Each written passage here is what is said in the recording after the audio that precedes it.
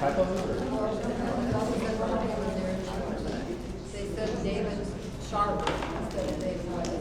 And then it also had errors. Looks almost like AI did. I'm serious. Yeah. I don't know what happened. We have talked about AI doing it, but I'll take a look at But it. anyway, it's definitely, I mean, I could listen. It was unusual, because normally I don't find, I'm a proofreader, but I don't find mine.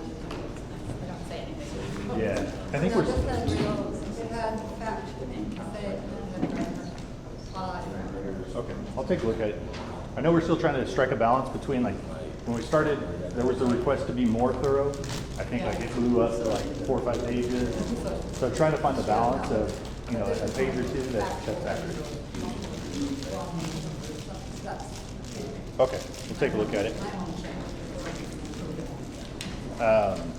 So I made a couple edits to the agenda, so I made sure to print it out so everybody has it. The first is I added on the reports just a update. We finished our junior police academy. We had how many kids? 300 and Almost 250. oh, almost 250. 250 kids that went through a 7-week junior police academy. We had 4 different sites throughout town. Our school resource officers ran the program. We had their graduation at Valley Baptist, nearly filled the entire chapel.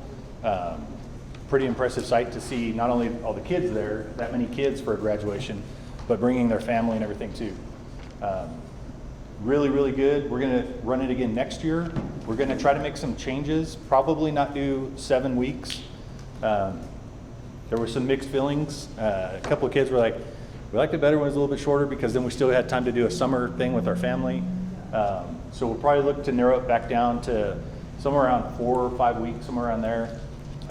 Probably 4 weeks. Still planning on doing, we did a junior class and then a senior class. Broke them up by age, so the presentations could be more age appropriate. But I think it was a huge success. We have Officer Ripple with us, who's one of our school resource officers.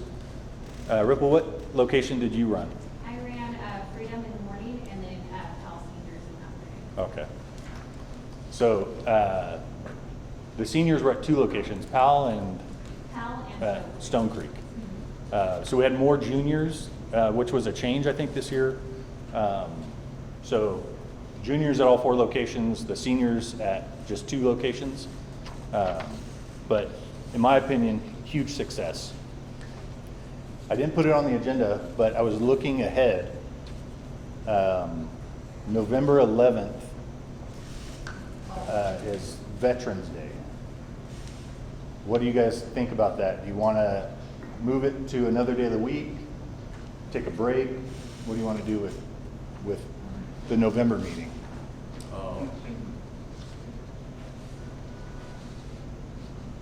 Any thoughts? Take a break. Take a break. Yeah. Take a break for November? Okay. I'll have to look at my schedule to see what we have coming up.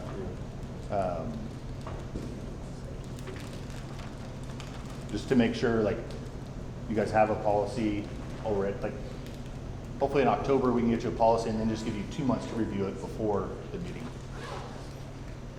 The search and seizure team, I know in the email I said they were going to be here. They're still working on it. They got, Tabitha's not here. I think Tabitha was submitted the initial 8. They went through those, and then they got some that were a little bit late, so they're going through those, trying to get them all done.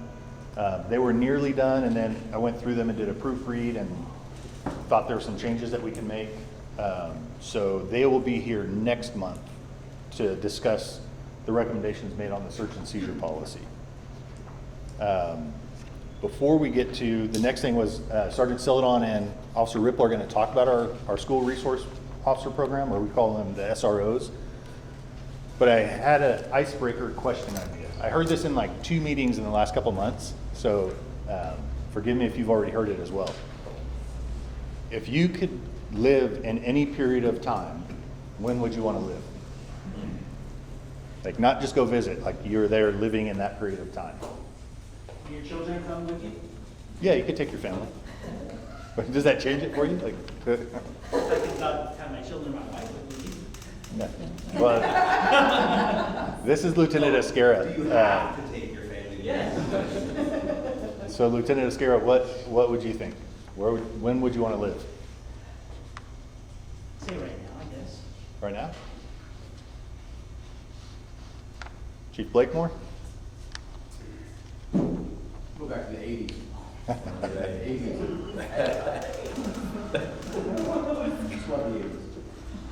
Karina? I said 80s. I love the 80s. I love the music. I love the TV shows. I like the style, the crimped hair, all of it. I love it. 80s. Sarge? Along the same theme of kind of when we grew up, I would like to take my kids back and raise them in the 90s. Oh. Like I Anybody from the CAP? Got a second to think about it? I can keep picking on the BPD. Or do you? I think I would want to live now. Now? There are some aspects that are cool, but when you really think about it, you know. Dan? Now? I think I would still say, right back in the 70s, 60s when I was a kid, I didn't have no bills, no responsibilities. Nothing to worry about. Tracy? I was gonna say, I'm always fascinated with like the 50s, right? So there was a lot of rock and roll, or like music was diversifying, and you know, people had they had their homes and their architecture. You know, that period in time, it was simpler. People did simple things, Yeah. not so. I mean, I'm sure people definitely struggled, but it was kind of I think of that. I wasn't born then, but I think of it with fond thoughts, you know. It's like a happy time. Yeah. Officer Ripple? I mean, I haven't lived that long, so. That nice level. Maybe early 2000s, maybe? A couple years ago? Maybe in Europe, not USA, I don't know. Yeah. Try the different foods over there. Anybody else? I think that I would say there's a lot of history in the 70s. And so I think that experiencing a lot of the history back then, like firsthand, you know, I think would have been probably cool, neat.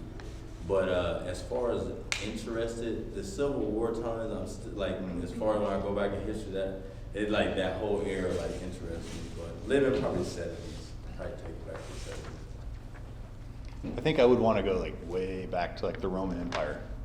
Just because there were so many things that Yeah. were started and invented back then that. Why are you?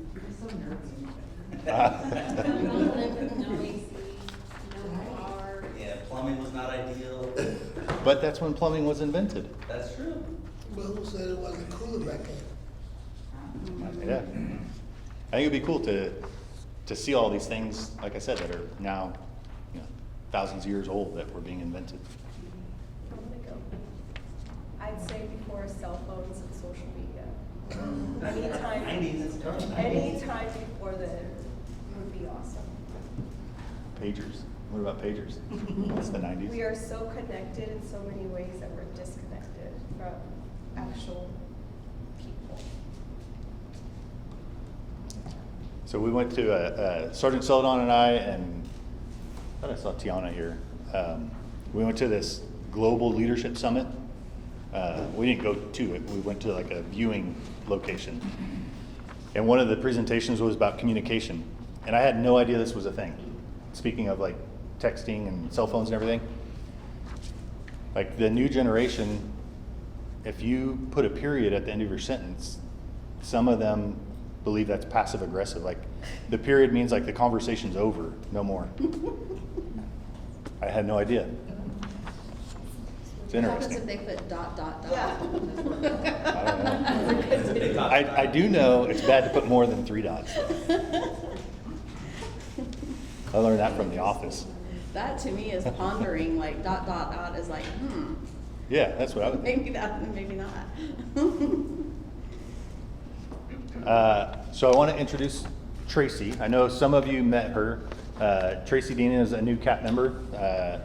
She joined our team, and then her first interaction with the CAP was the special meeting regarding the officer-involved shooting at the Walmart, but not everybody was able to make it.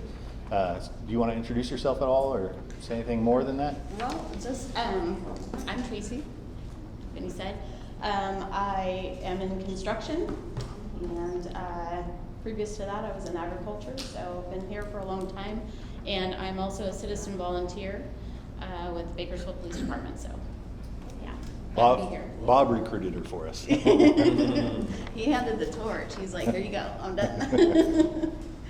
Yeah, glad to be here, though. And then we have Inez with us today instead of Elizabeth. She's filling in for the video and audio. And then I don't know if I've introduced Petra before, but Petra is one of our community engagement specialists. So she comes just to help make sure the food's here, everything's set up and ready to go. And then we'll hear from Lieutenant Esquera. He's the one pacing nervously back there. Pacing because I have to get 10,000 steps before I go home. So today I was in a few meetings and I'm only at 7,500. Hopefully by the end of So you're gonna tonight. get them dizzy. Who's just gonna walk us?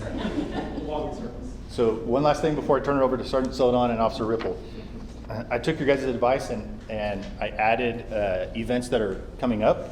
Not all of them are necessarily things that you'll want to attend, but just to give you a glimpse at what our department is doing. So we have the crime-free multi-housing training coming up. That's for property managers and landlords throughout the entire city, just to educate them on some of the programs that we can assist them with, crime reduction strategies, all that kind of stuff. We also have the Business Safety Expo, very similar approach, but with local businesses. There is a first responder night coming up at Bakersfield College. So we'll have our recruitment booth out there. So if you know anybody interested in a career in law enforcement, they'll be present there. You can also just call me anytime if you know somebody wants to be a cop. And then I wanted to touch real quick on, we have a group called our Organized Retail Crime Unit. And one of our other community engagement specialists, Edwina Tripp, facilitates that. So she meets monthly with loss prevention agents from local retailers. And it's a networking opportunity. Often, like Target has a picture of somebody, but they don't know who it is. And then, maybe like Kohl's says like, oh, we know that guy. We've got his name before.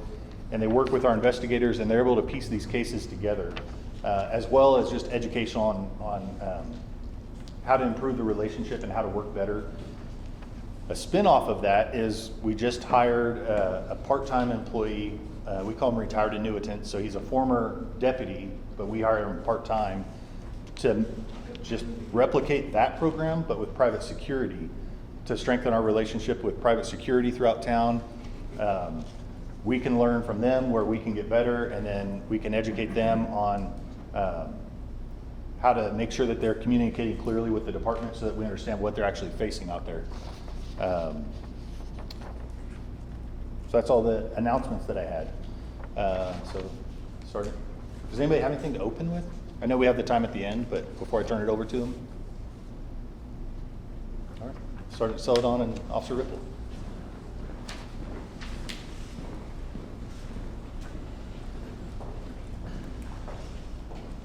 Hello, everyone. I'm Officer Ripple. I am a school resource officer for the Rosedale District. And I am Sergeant Celadon. To you guys, I'm just Eric. I'm the sergeant in the Community Engagement Division, which the school resource officers are a part of. Just like she said, she works with Rosedale School District, who we have the agreement with. She also helps supplement some other districts that we're trying to work through. But in all, we service the Panama Buena Vista Union School District, Rosedale School District, Greenfield Union Unified School District, Bakersfield City School District, and CLC Tech. So in all of those, obviously there's some county pockets, not including the county pockets. We service almost 90 different schools with 6 different school resource officers. So with that being said, I think there's a lot of misinterpretation or misconception about what a school resource officer is. I think a lot of people think they're a cop that just sits on campus and waits for crimes to be committed on the school and then be able to respond in a timely manner. That is not what it is at all. It goes so much deeper than that. The primary focuses of the school resource officers are to work on truancy, chronic absenteeism, to provide mentorship to the students that are there on the campus, and to facilitate and do everything we can to create a safe environment, not just at one particular campus, but all the particular campuses that we service. I know the biggest concern typically when we speak about our school resource officer program is the numbers. And believe me, we see the value in it. We have buy-in from the command staff. We have a full chain of command that has buy-in in it. And as the department grows and as everything else grows, we're looking to grow this as well. But it's a constant balance in the needs of every single different division of the police department to make sure we're meeting the needs of all the people in the city of Bakersfield. I'll let Officer Ribble kind of talk about what the day-to-day of a school resource officer kind of looks like. So in the beginning of the school year, it's all about traffic control. At morning drop-offs, at afternoon pickups, it's making sure that these kids are not crossing the street while there's cars double parking and speeding off, and it's just mayhem. And every school, every principal will be like, can you be at my school tomorrow? I'm like, if I could replicate myself, I would. So the first kind of couple weeks of school, it's mainly just being present. I walk into classrooms, especially like in the middle school campus. I'll just visit certain classrooms throughout the day. This is gonna be my second year, so my first year it was very like surprising for all the kids. So I would introduce myself, they would have me come back for reading, like the reader school days, the teachers would introduce me, principals would introduce me. And so it builds that relationship that when they see a cop, it's not always a bad thing. There was one where a kid saw my car and was like, oh mom, like he had a bad experience one time for something he said, or when he was in 3rd grade and he didn't have a good rapport with a cop. And so he was like, oh, are they gonna take me? So mom told the school that, and they were like, we can totally facilitate a like kind of meet and greet that's a little bit more personable. And he was like belated to like get a sticker, to be able to ask me what's on my uniform, ask me questions, and he did not seem scared at all. I think it was just something of a past perception of cops, and meeting me or meeting another SRO that is, hey, I'm here to make sure that everyone is safe. I'm here to make sure that you guys are in school. A lot of the home visits, sometimes I feel like the kids don't realize that somebody cares that they're missing school. So when they have someone visit the home and say, hey, we want you at school, we want to have positive reinforcements for you showing up to school, it changes the game. And so it's, I always do have to say like, hey, no one's in trouble just because I'm coming with a social worker or a campus supervisor. It's not an aggressive tone. It's more like for their safety, but our safety, but also so then they know that later on, if their truancy does not improve, the school will take their steps to take them to like a SARB hearing or a SART, where they try to implement more routines for the child to come to school, which can ultimately end up in a citation if it gets pretty bad. So day to day, it's different. We do safety drills, lockdown drills, where I'm on campus with the staff. We now implemented, instead of when they do lockdowns, when they call every classroom, I'm like, that takes too long. And if we have a situation like that, we don't want phones ringing in the classrooms. Sometimes it takes someone with a different kind of training to go on a lockdown. So now they're doing a Google Doc. But I'm also telling them like, hey, we're not counting kids when there's an active situation on campus. This is after the fact. So it kind of just gives the staff and the teachers kind of like a sense of like relief, like, okay, this is not like a race for time. So that's just a snippet of a day that we have. And a major part of what they do also is the really deliberate mentorship with the kids. What we do is we're asking the school district to really identify their most at-risk children throughout the district at each school site. That way we can set up specific times where our school resource officer can come down, sit down and have some meaningful interaction and conversation to help guide these children in the right direction with the assistance of other school staff, whether it be other therapists or what it may be. Additionally, they serve as a resource to the school in the event there's criminal investigations or things of that nature. Obviously, they have a specific mission, and if they're tied up handling criminal investigations at school, kids fighting and potential child abuse and things of that nature, they're not free and available to do what the mission of the school resource officer is. So it's also her job with the Rosedale School District, if the school has that problem, to facilitate getting an officer there who can help. So going much more beyond what she does on the day-to-day, it's also just being a problem solver for the school district and connecting them not just with police resources, but also mental health or whatever other city resources we have available. Lieutenant Anderberg came and spoke a few weeks ago, so all of those resources that we have available in the city, Officer Ripple and our other school resource officers have the ability to bring that to the schools to help the children out. If I might add, the 5150s, or also just kids getting in trouble, but the school handles it on the ed code. If I'm in the office, or if I see it, or hey, they got in trouble for a vape, or they got in trouble for photos and stuff like that, I take that and kind of mentor and check in with them, or I walk in and they're like, hey, so-and-so is in detention again. I'm like, oh, really? So I go pull them out of class, walk them around campus. I'm like, hey, what's going on? What's the situation? And so you build that rapport that I'm not the bad person or the punishment, because they already got their in-school suspension, they got their whatever it was, but it gives them more time to reflect when it's not just, hey, here's your detention and that's it. Yeah, a very, very, very small portion of what the school resource officers do is criminal enforcement with the children. Correct. A major aspect of this is doing everything we can to prevent the children from getting into that system, from them being documented within our program, because we understand down the road how that can negatively impact them. So doing everything we can to work with the school districts to document it within the ed code, within whatever internal documentation they have.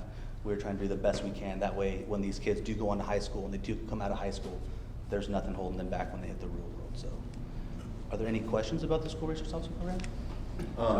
So great position, very, very vital. So because you guys are in a different, I would say like a intimate capacity working with the kid, is there like a different training? Is there specific trainings that SROs go to compared to your average officer on the streets, like dealing with maybe mental health or student development, something like that of that nature? Do you guys go through like any additional trainings? So every officer goes through CIT training, which is for mental health.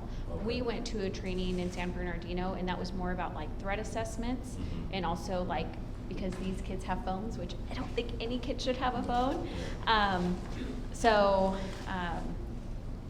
We got educated on that, like especially the threats, like when a kid posts a gun. I can take a screenshot, like now I know how to take a screenshot of that picture, see if it's an internet picture, and tell the school like, hey, let's release a new article or like a flash email that they do. Every school has a different program, and say, hey, we're notified about this. It has been deemed not credible. Law enforcement has been notified, and I'm there in the morning. Sometimes we ask other SROs for like just more relief for the parents to see the cars out there. But we got more training on that, kind of like the social media aspect of it. And that's what I tell these kids too, is like when they are brought in because pictures are being shared or threats are being, like I do try to tell them too, like, hey, just because it's on Snapchat, it's not going away. Like, I had to write a warrant on an Instagram for a kid and see things, and see and make sure that it was that guy that was asking for the pictures. But so we do have a little bit more in-depth training for just certain aspects, but a lot of it is across the board for all of patrol. And their schedule, obviously, when school is in session, they're at the schools, and when school's out of session, they report to us just like any other police officer would. So that downtime within the school year gives us the ability, like Officer Ripple had the opportunity for about 2 weeks to go and work with detectives for 2 weeks. So what that did would give her the opportunity to shadow detectives, listen in on interviews, assist in writing search warrants, and really develop that higher level of investigating that the line level police officer may not get.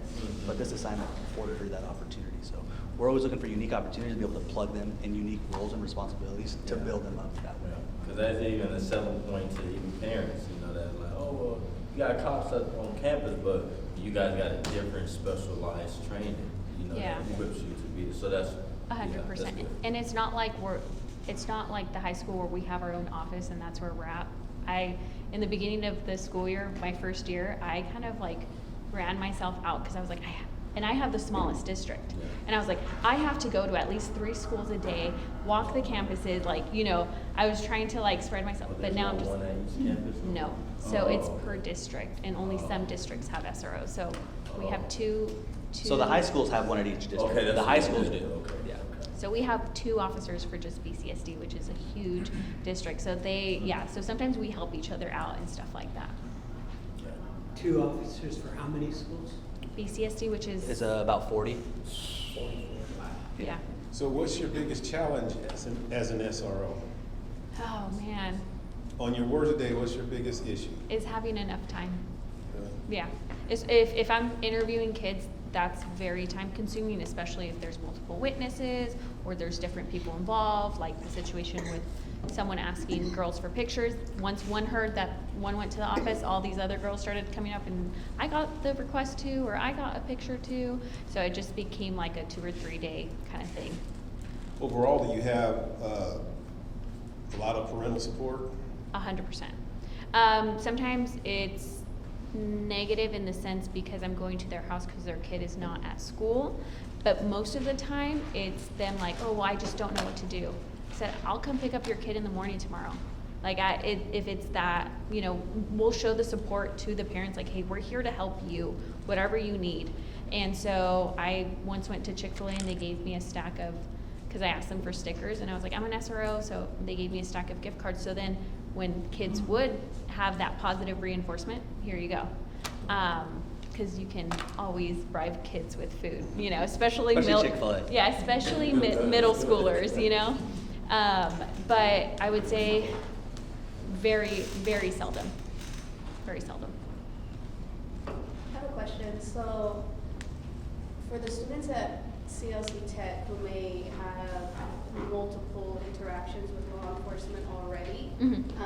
what's some of the efforts that the SRO at that particular location may go to better build those mentorships? So the biggest and the most unique thing about CLC Tech is we have one officer dedicated to that one location. Where you look at Officer Ripple or the other officers, they're spread out across the whole district. Organizationally, we have seen the need at CLC Tech specifically because of the things you're mentioning. So much, in fact, we've dedicated one officer to be there 40 hours a week to do just that. And is he strictly at Tech, or is he ever pulled? He can go to all the different Bridges campuses. He can and go to all the CLC? campuses. He has access to all the campuses. Yeah. I have a question. Do SROs ever interact with kids who are in independent study? Yes, so we check, if they're still under the umbrella of the district and not being homeschooled, yes. Because it comes up a lot, like the truancy issues or healthcare, or for example, one of a sub-district wanted to say like, hey, this kid's truant, and I'm like, so I brought the kid in, I told them, call mom, we had a conversation, she had just been displaced from a domestic violence situation, and they worked with her, and then because they were just seeing the truancy, they weren't kind of seeing the why or the behind. So that's where I sometimes, like having the knowledge of being displaced or having an EPO and stuff like that, I can tell the school, hey, this is a sensitive situation, like let's give them grace, but also like let's have the social workers offer them resources, what can we do, and stuff like that. And it was just her being late because she was displaced to Chester and not off of Olive and probably Snow, I think it was. So little things like that. Independent study, it just depends, but yes, we do interact with them if they're not like signing in and doing their work, because then they become truant, and so we go and check in on them and stuff like that. How about, do you work with any of the youth diversion kids? I have personally not, but I know that Officer Fabian and Officer Pratt have.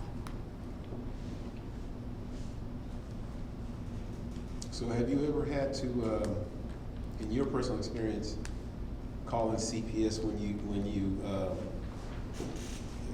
or suspected abuse?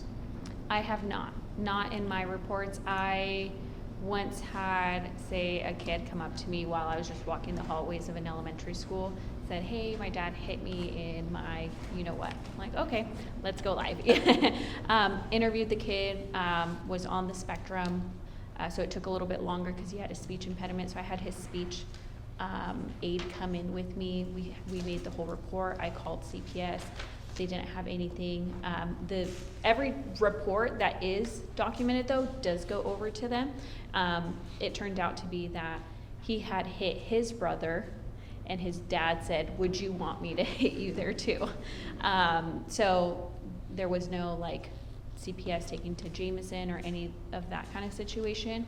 But our reports, when we do them, they do always still go to CPS. But there wasn't any that we have to take immediate action.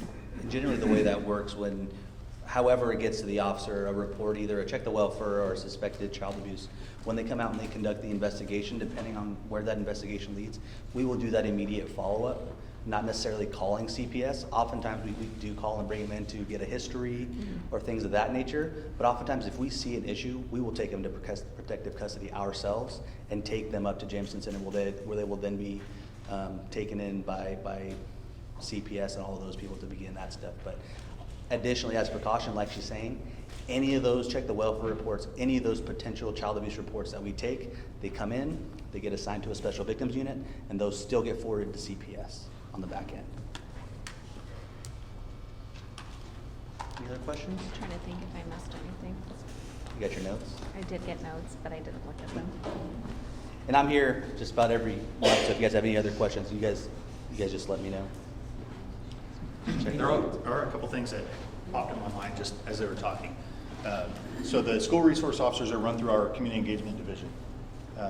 The reason they're assigned to those districts is because we actually have an agreement with the district to service the schools there. All of the districts either want an SRO or want more. It's just a balance of staffing levels. So when we take an officer and put them in the in the school resource officer unit, we're taking them off the street. So we try to balance that with growth of our department and then assigning them to the SROs. To Job Ray's question, a lot of that stuff, while it may not be specialized training, it's in the selection process. So recently we had one opening, and I think we had 9 applicants.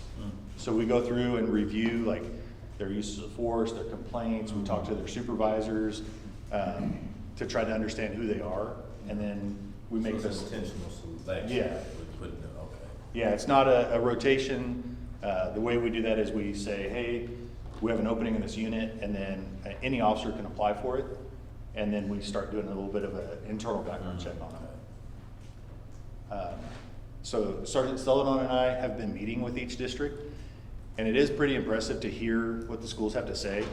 I think each district thinks they have the best SRO, and they fight to keep them, which is, it's easy for us because they all fight to keep the SRO they already have.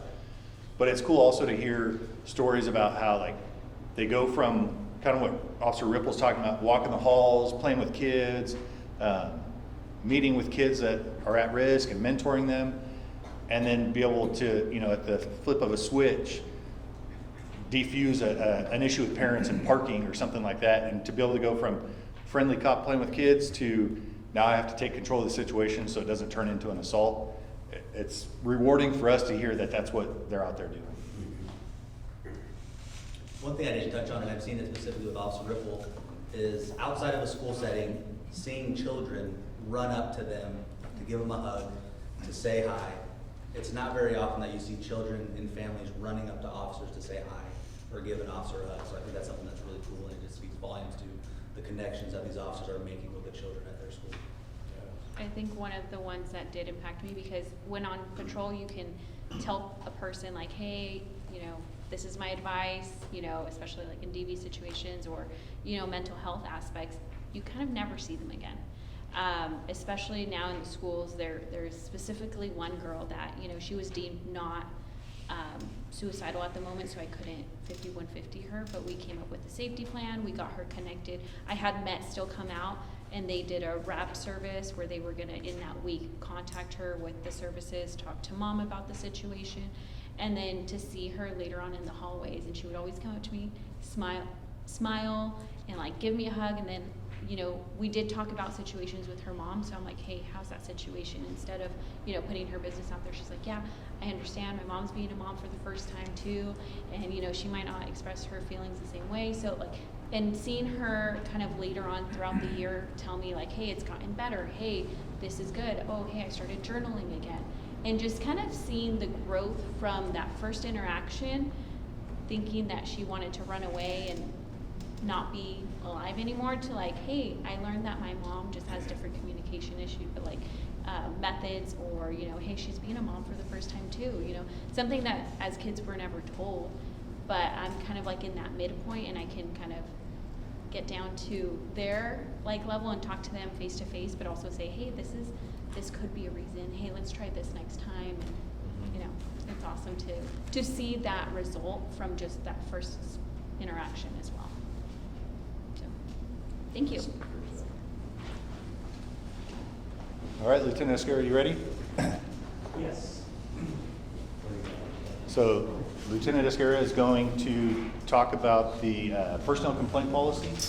Did everybody get a chance to watch the video that was sent out through the link? If not, that's okay, we're gonna watch it again, so that we're all on the same page. So my name's Francisco Escara. You can call me Frank, you can call me Francisco. I am the Frankie, yes, you can call me that. What was the other one? Pancho? Pancho, yeah, that's my dad, so I would be Panchito. Karina probably has another name for me too, but it's not really an accepted name, so. You want me to share it? No, you don't have to. I feel like it's so warm and cozy. You know, just listening to all these stories of everyone talking about, from the junior police academy to where would you want to be in time, like a lot of the things that I start thinking about are just some of those things about like the junior police academy. One thing that they do is they go through internal affairs and they learn the process. We talk to them maybe for about 15 minutes. We also escort them through the office. We show them where the interview room is. And I think on this one, I learned that, now they could have been lying to me, but there's 3 children, they're triplets, I was told, and their dad owns a potato food truck. So it's true. So they're telling me the truth, but unfortunately I tried to get them to give me half price potatoes, and they haven't been able to do that yet. So I'm working on that. And then one of the interesting things that Josh said earlier was, you know, what's the best time if you could go back? And so I started thinking about it a little bit more, and somebody kind of mentioned it, like one of their earliest jobs where there was not a lot of responsibility or whatnot. And so I always tell people that my favorite time working-wise was in '98 when I worked at Wendy's on Ming Avenue. That's now the Starbucks. So that's where I got my first job at 16. And the reason I liked it is because it came with no responsibilities. The hardest thing I had to do was count money back. Was pretty good at that. And when it snowed, I thought I didn't have to show up to work because the movies show that it's a snow day. Well, Tanya, who was the manager, called me and said, hey, where are you at? You need to come to work. I said, it's snowing, Tanya. She says, I know, but we're here serving food. So I drove my mom's car, Tercel, in the snow, spun out a couple times, but I made it there. And I had a pretty bad attitude because I wanted to play in the snow. So she sent me home. It's the only time I really got in trouble.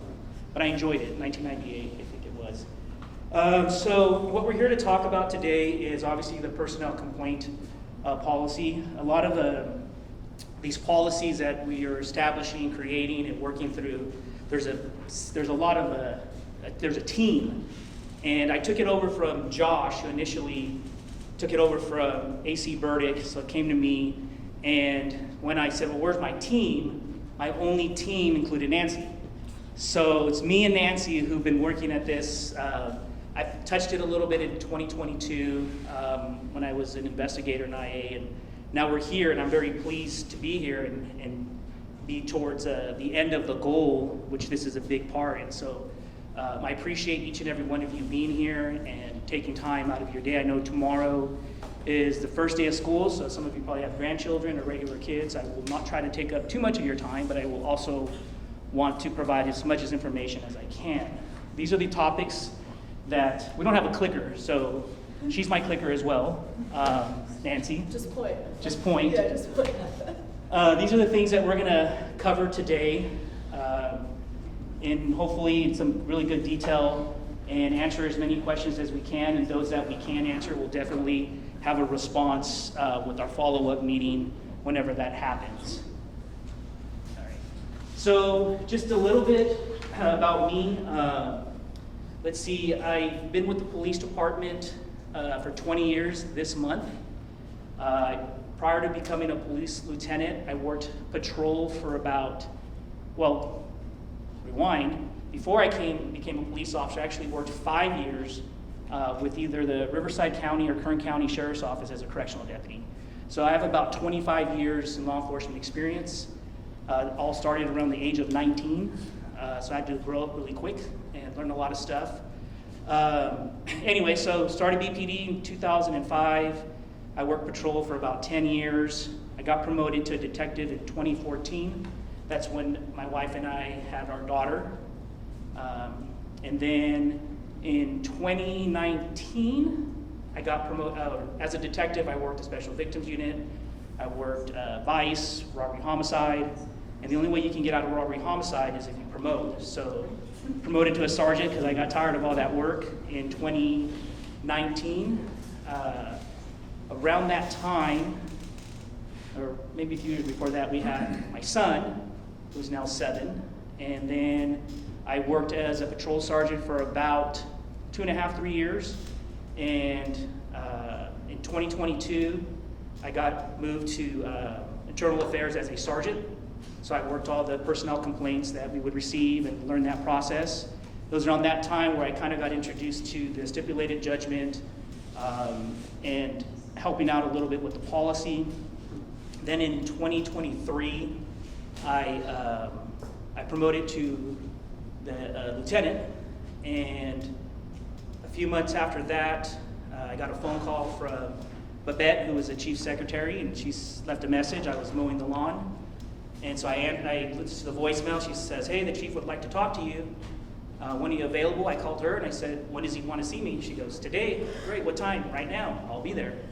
So the chief asked me, "Hey Frank, we need you to, your name came up as far as getting this thing going and finishing the process that was started. Is this something that you want to do?" And I said, "Sure, it doesn't seem so difficult." And that's why I told Deborah earlier today that the chief didn't tell me about all the other stuff that comes with getting this policy, like this meeting and creating SOP and forms and brochures. But because I've had Nancy and a couple of people from Quality Assurance, I've been able to do this. And with the help of Mike and John, who work with Jensen Hughes, they've also assisted. So that's what we've been doing. I've been doing for the last 1.5 years.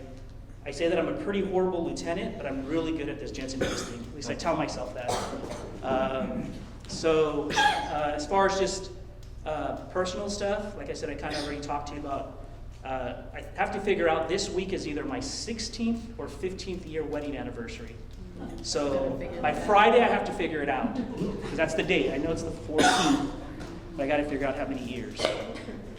Besides that, my wife used to teach, but for about 12 years, but we were able to now figure out that both our kids go to school. She's now a stay-at-home mom, so I got to see how that works, what she does with all her free time, but we'll figure it out. Now, anybody here want to share? I think it's always important when I talk to people or I present or I teach in the academy to know just a little bit about you if you want to share. And most importantly, today I'd like to know your why. Like, why did you decide to join the Bakersfield Police Department in this process? Because I think it's very interesting to know people's whys and why they decide to do things. Did you raise your hand, Mercedes? No. Sorry, That's go ahead. fine. I'm actually visiting, so my why was because I got invited by AC Blakeport. So we work closely. So my name is Mercedes. I work for the City of Bakersfield Office of Violence Intervention and Prevention. So we focus on reducing gun violence in our city, and we do that by working closely with our Special Enforcement Unit as well as community-based organizations. Like Cap K, Jabber is one of our frontline workers. I don't have kids. I dedicate a lot to my education, to my career, so I'm currently working on my PhD of Management and Organizational Leadership. Born and raised in the city of Bakersfield on the east side, still live on the east side of Bakersfield. But that's a little bit about me. I love books. I love the smell of books, so like going to the library, like smelling books. They smell gross. No, I'm not a Kindle person, so I don't have respect for people who read books on Kindle. I'm just like, I have to have it in person. That's just me personally. That's Lieutenant Scare's favorite way to consume information. I can't stand it. But yeah, that's who I am. It's great. When you say you're from East Bakersfield, what part of East Bakersfield? I live off of Pioneer and Sterling, so. That's where my wife's family grew up. My wife, Dorrance. Okay, yeah. Okay. Group Did you go to there, Foothill? there. Yep, I went to Pioneer, I went to Sierra, then I went to Foothill, and then I went down south for my college. Yeah, so we live in the district, Foothill, and my kids aren't going to Foothill. So I got to figure out either we're gonna have to move or we're gonna have to change some kind of boundaries. But It's different now. Yes, it's I very will say different. that, it's very different. Why don't you like Foothill? why don't I like Foothill? It's old. There's a lot of violence from what I hear within the school. Just those things. It's not wrong. Huh? I said you're not wrong, but yeah. So, and as I said, my personal opinion. Let's see, I went to South High School, so that's where I graduated from. What junior high did you go to? Which one did you go to? We both went to Thompson. There's a picture of us in the yearbook, I think, right? We didn't know that until, I think, 12 years later. It was maybe, it was probably, what, 5 years ago that you told me you went to school together? Yeah. Didn't even know. Anybody else want to share their why or a little bit about themselves? No? My name is Jabari Dixon, born and raised here in Bakersfield, raised by a single mom, and my why for joining the CAP, right? Was that the question? So my why for joining the CAP early on, again, dealing with all those social factors. Also, was raised in East Bakersfield, went to Bessie Owens, and so that social environment itself was a struggle. From transitioning from living in Rosedale till I was 10, and custody dispute, so did a lot of things out of my hands. So early on, found myself probation, in and out of juvenile hall, chasing this image. My father, he was someone that was killed when I was young. Didn't have any memories of him, but know that he had this image, this lifestyle that early on, and adopting that following mentality that I found myself trying to live up to. So eventually at 17, I was incarcerated, tried as an adult, sentenced to prison, where I served 9 years, and in that process, changing my life, undoing a lot of the things that no longer were of use. Met a mentor, and so got in college, and so came home and, had a real purpose of wanting to be a part of the solution in the same way that I once was a part of the problem. So I've been home 2 years, I've done only solely that, and then when the opportunity came over from Chief Terry about the opportunity to join the CAP and bring my lived experience as an asset, it was like why not? Especially when I leaned on my support system, it was just unanimous, like everyone that encompasses your mission, and so that was my why, enjoying the CAP and being active, and to be able to go back to my community and kind of help, play a role in bridging that gap, and what's really going on. A lot of people don't know what's really going on, so I don't force it on anyone, but when I do go back to my community, I can, because they're going to trust me. They trust, okay, Jabari, you sitting at the table, we can trust that there's some type of value to it, so that's what I try to do. I ain't, Superman, but I try to be an example, Not everybody wears a cape. You got a fantastic story, and I think that somebody like you will bring a lot of quality and credibility in what we're doing, so I appreciate it. I know it's a lot for you. We're going to go with the, I know that we've already been here for an hour. I don't know how breaks work. I'm going to, if I go to 6 o'clock, or what is it, then we'll keep going and maybe take a break around there, or 7, I think. So we'll 6:30, so maybe 7, we'll figure it out. All right, so the first thing that I'd like to do is play the video that we created regarding personnel complaints and how it really affects the community and the changes some changes that we've made. So if you just the video not on? There it is. Oh, okay. There's our audio.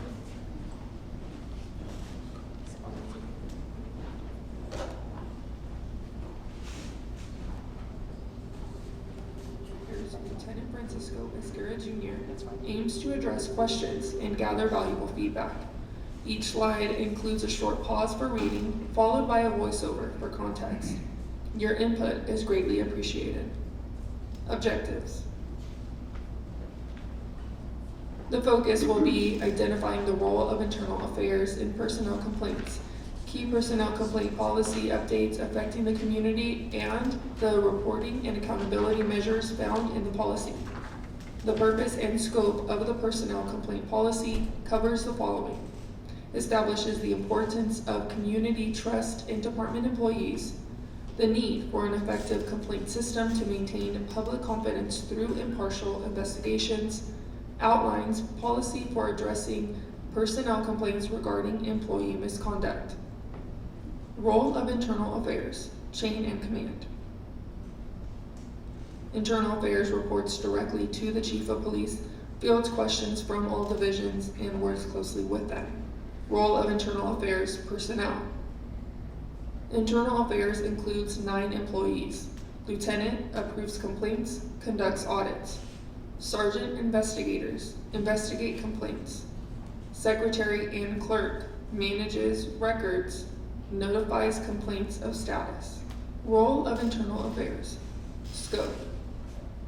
Complaints of employees where criminal conduct is alleged will be investigated by the Investigations Division and monitored by Internal Affairs for policy violations.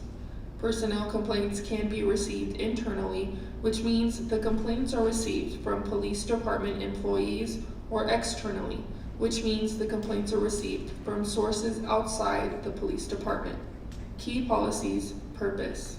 The policy emphasizes the importance of community trust in its department employees and aims to ensure all complaints regarding misconduct are investigated thoroughly, fairly, and transparently.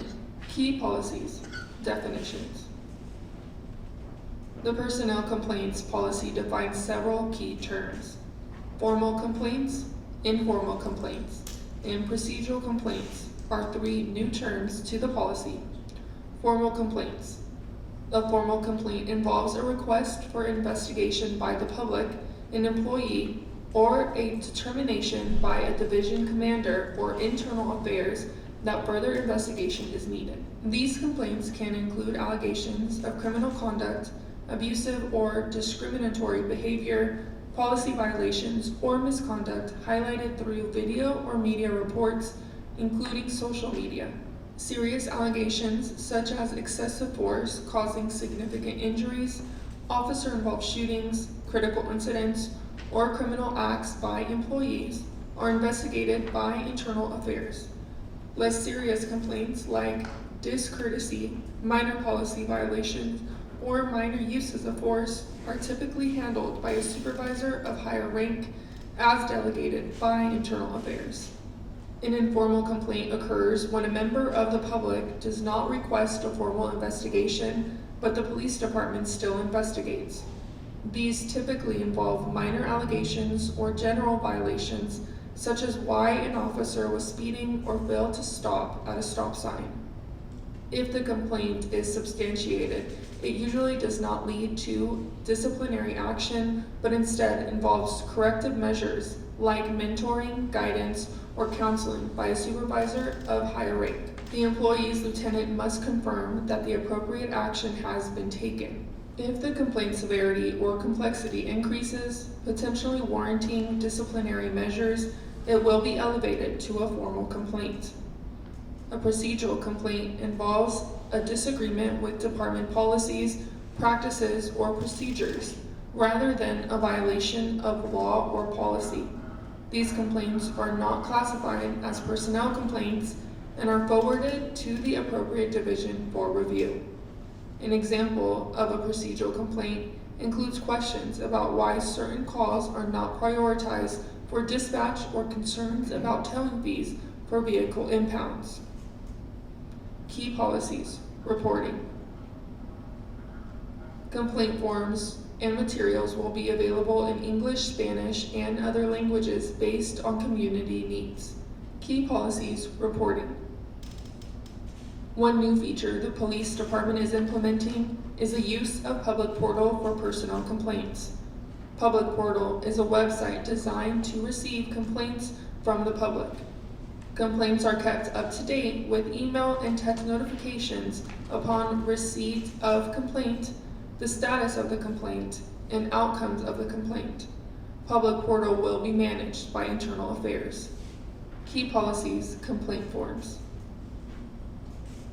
The police department hopes to have complaint forms and informational material about the complaint process available in libraries and court buildings. However, the city of Bakersfield does not own any libraries and does not manage any court buildings. Therefore, the city of Bakersfield has no authority within those entities. The city of Bakersfield plans on having conversations with such entities to determine whether having the materials mentioned within their buildings is an option. Key policies, investigations.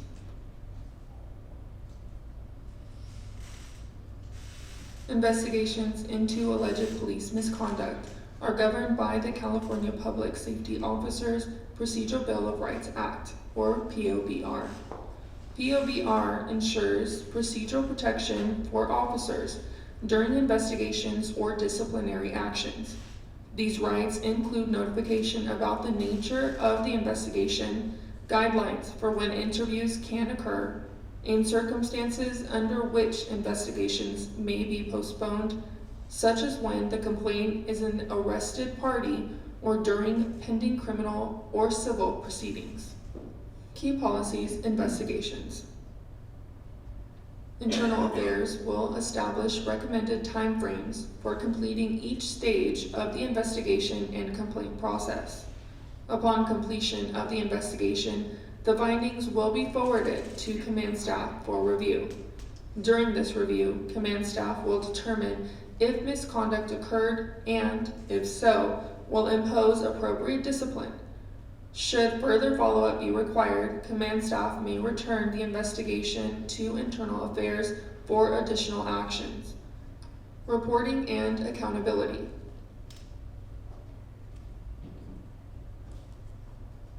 As to the audit, it will analyze several factors of the personnel complaints policy.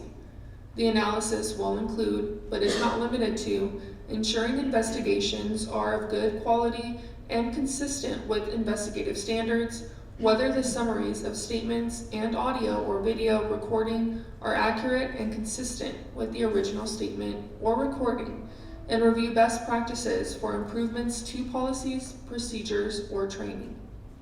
The audit, which will include trend analysis, issues, and recommendations, will be forwarded to the chain of command for a determination regarding the recommendations. Additionally, notifications will be made to external agencies like California Peace Officer Standards and Training for serious misconduct investigations. Questions. The next slides contain questions and answers to some potential questions that could have been raised during this presentation. Of course, the slides will not answer every possible question, but it is a good start before our next meeting.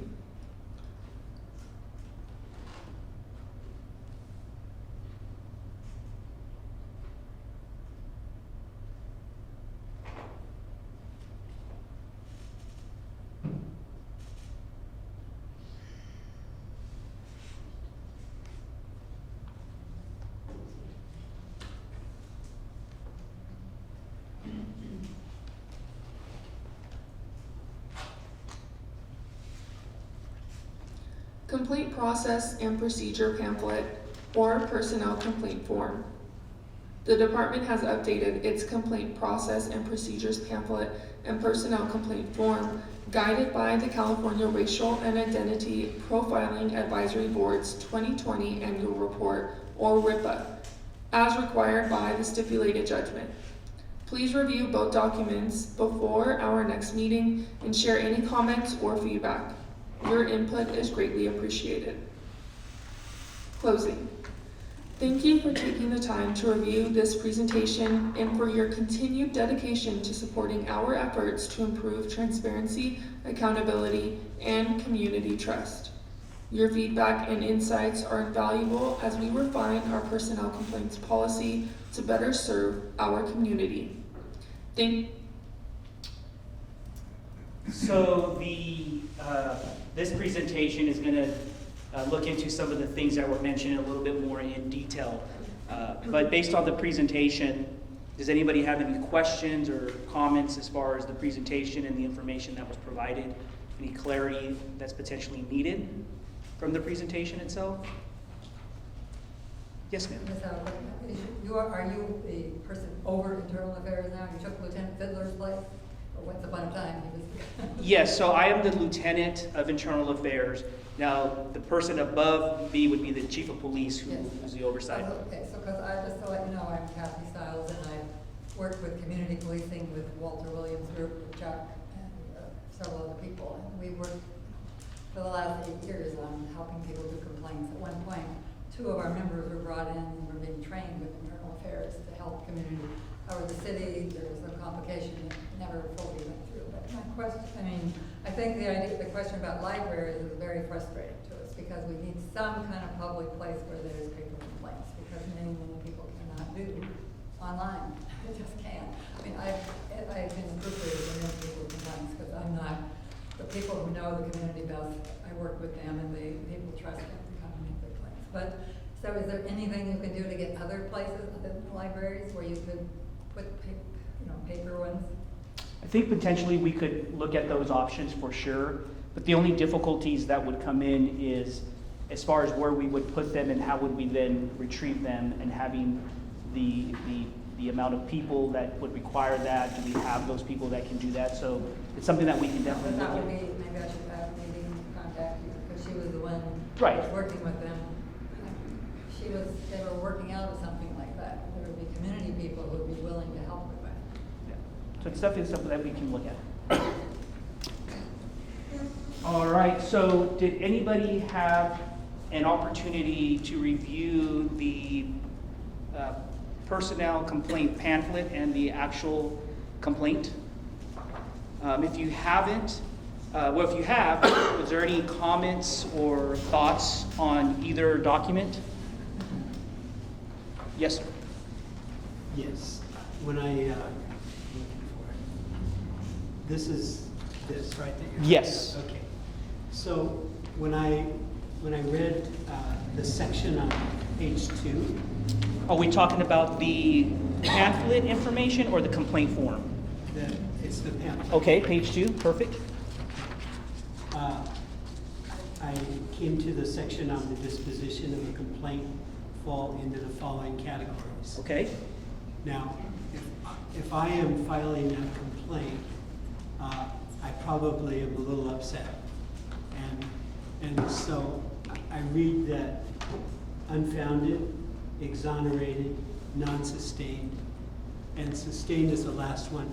That's probably the one I want to see first, even though I understand and that they're all viable options in dealing with a complaint.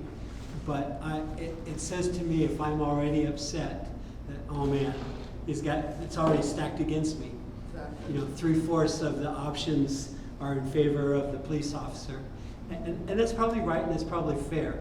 But I'm just talking about at a human level, I would put sustained first, because I think that's what somebody that's making this effort wants to know, that it'll be taken seriously. And so that was my reaction to reading through this. It's not a hard ask, Chuck, at all. If I can call you Chuck, I apologize. Okay, That's perfect. okay. I don't Carlos? think Charles. Or Pancho. Pancho. Yeah, I don't think it's a difficult ask. The only response I would have is after, you're taking notes, right, Nancy? Yeah. Okay, great. After sustained, what would be the second one, and the third one, and the fourth one? I think that, yeah, they're all good. I would Okay. just put sustained first. Okay. All right. But not sustained. Maybe not sustained as number 2? Just reverse the. Yeah. Just reverse the order? Okay. Yeah, reverse the order. Well, I don't think any of the orders gonna make a difference, because when you look at, especially when we talk about the African American community, Hispanic community, most people won't file a complaint because they feel like your own department investigating your own people, so the complaint is not gonna really be substantiated. It ain't gonna go nowhere anyhow. that's the average mindset that most have. That's why most people in these communities don't file the complaints. Because it's like who you give it to.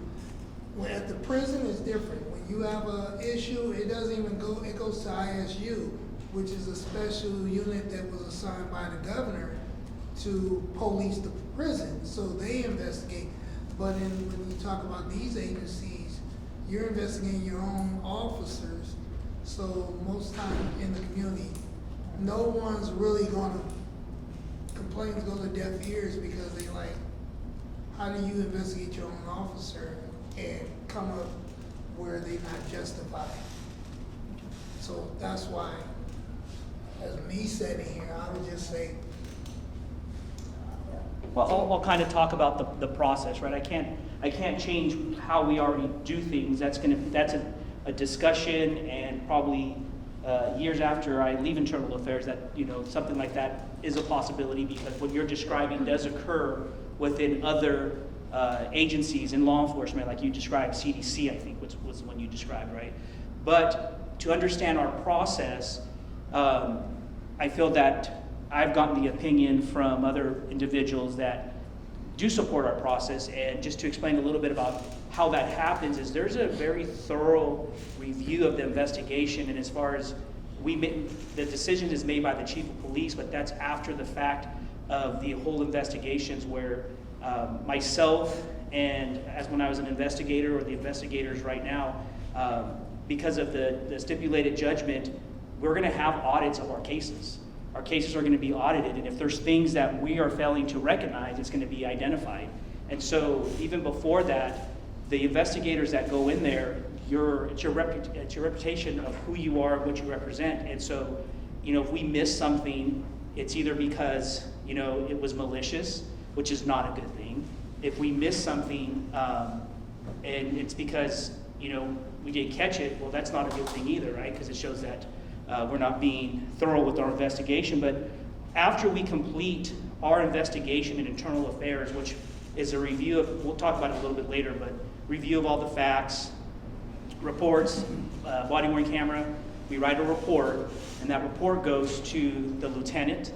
It's reviewed by the lieutenant, then it's reviewed by the captain, then it's reviewed by an assistant chief, and ultimately Chief Greg Terry makes the findings and recommendations. So go ahead. Couldn't there be biases in that, to an extent? It makes me think about, was it in 2024? I know there was a whole situation with the young man and police, and his window being bashed in, and I know he filed he took it filed to the court because he wanted to sue BPD, but then it's just like, I know a lot of it was like on PD side, they brought up his background, you know, someone who was reformed from years. So if you're talking about like a lieutenant or whoever's reviewing it, if they already have like biases towards individuals based off their history, how like valuable is that person reviewing those complaints? Because I know you guys look at the whole thing, you know, you look at the situation, but then if you're looking as far as their background, well, this person used to be a criminal and things like that, so then. Well, our reports don't articulate whether somebody's criminal background in the investigation.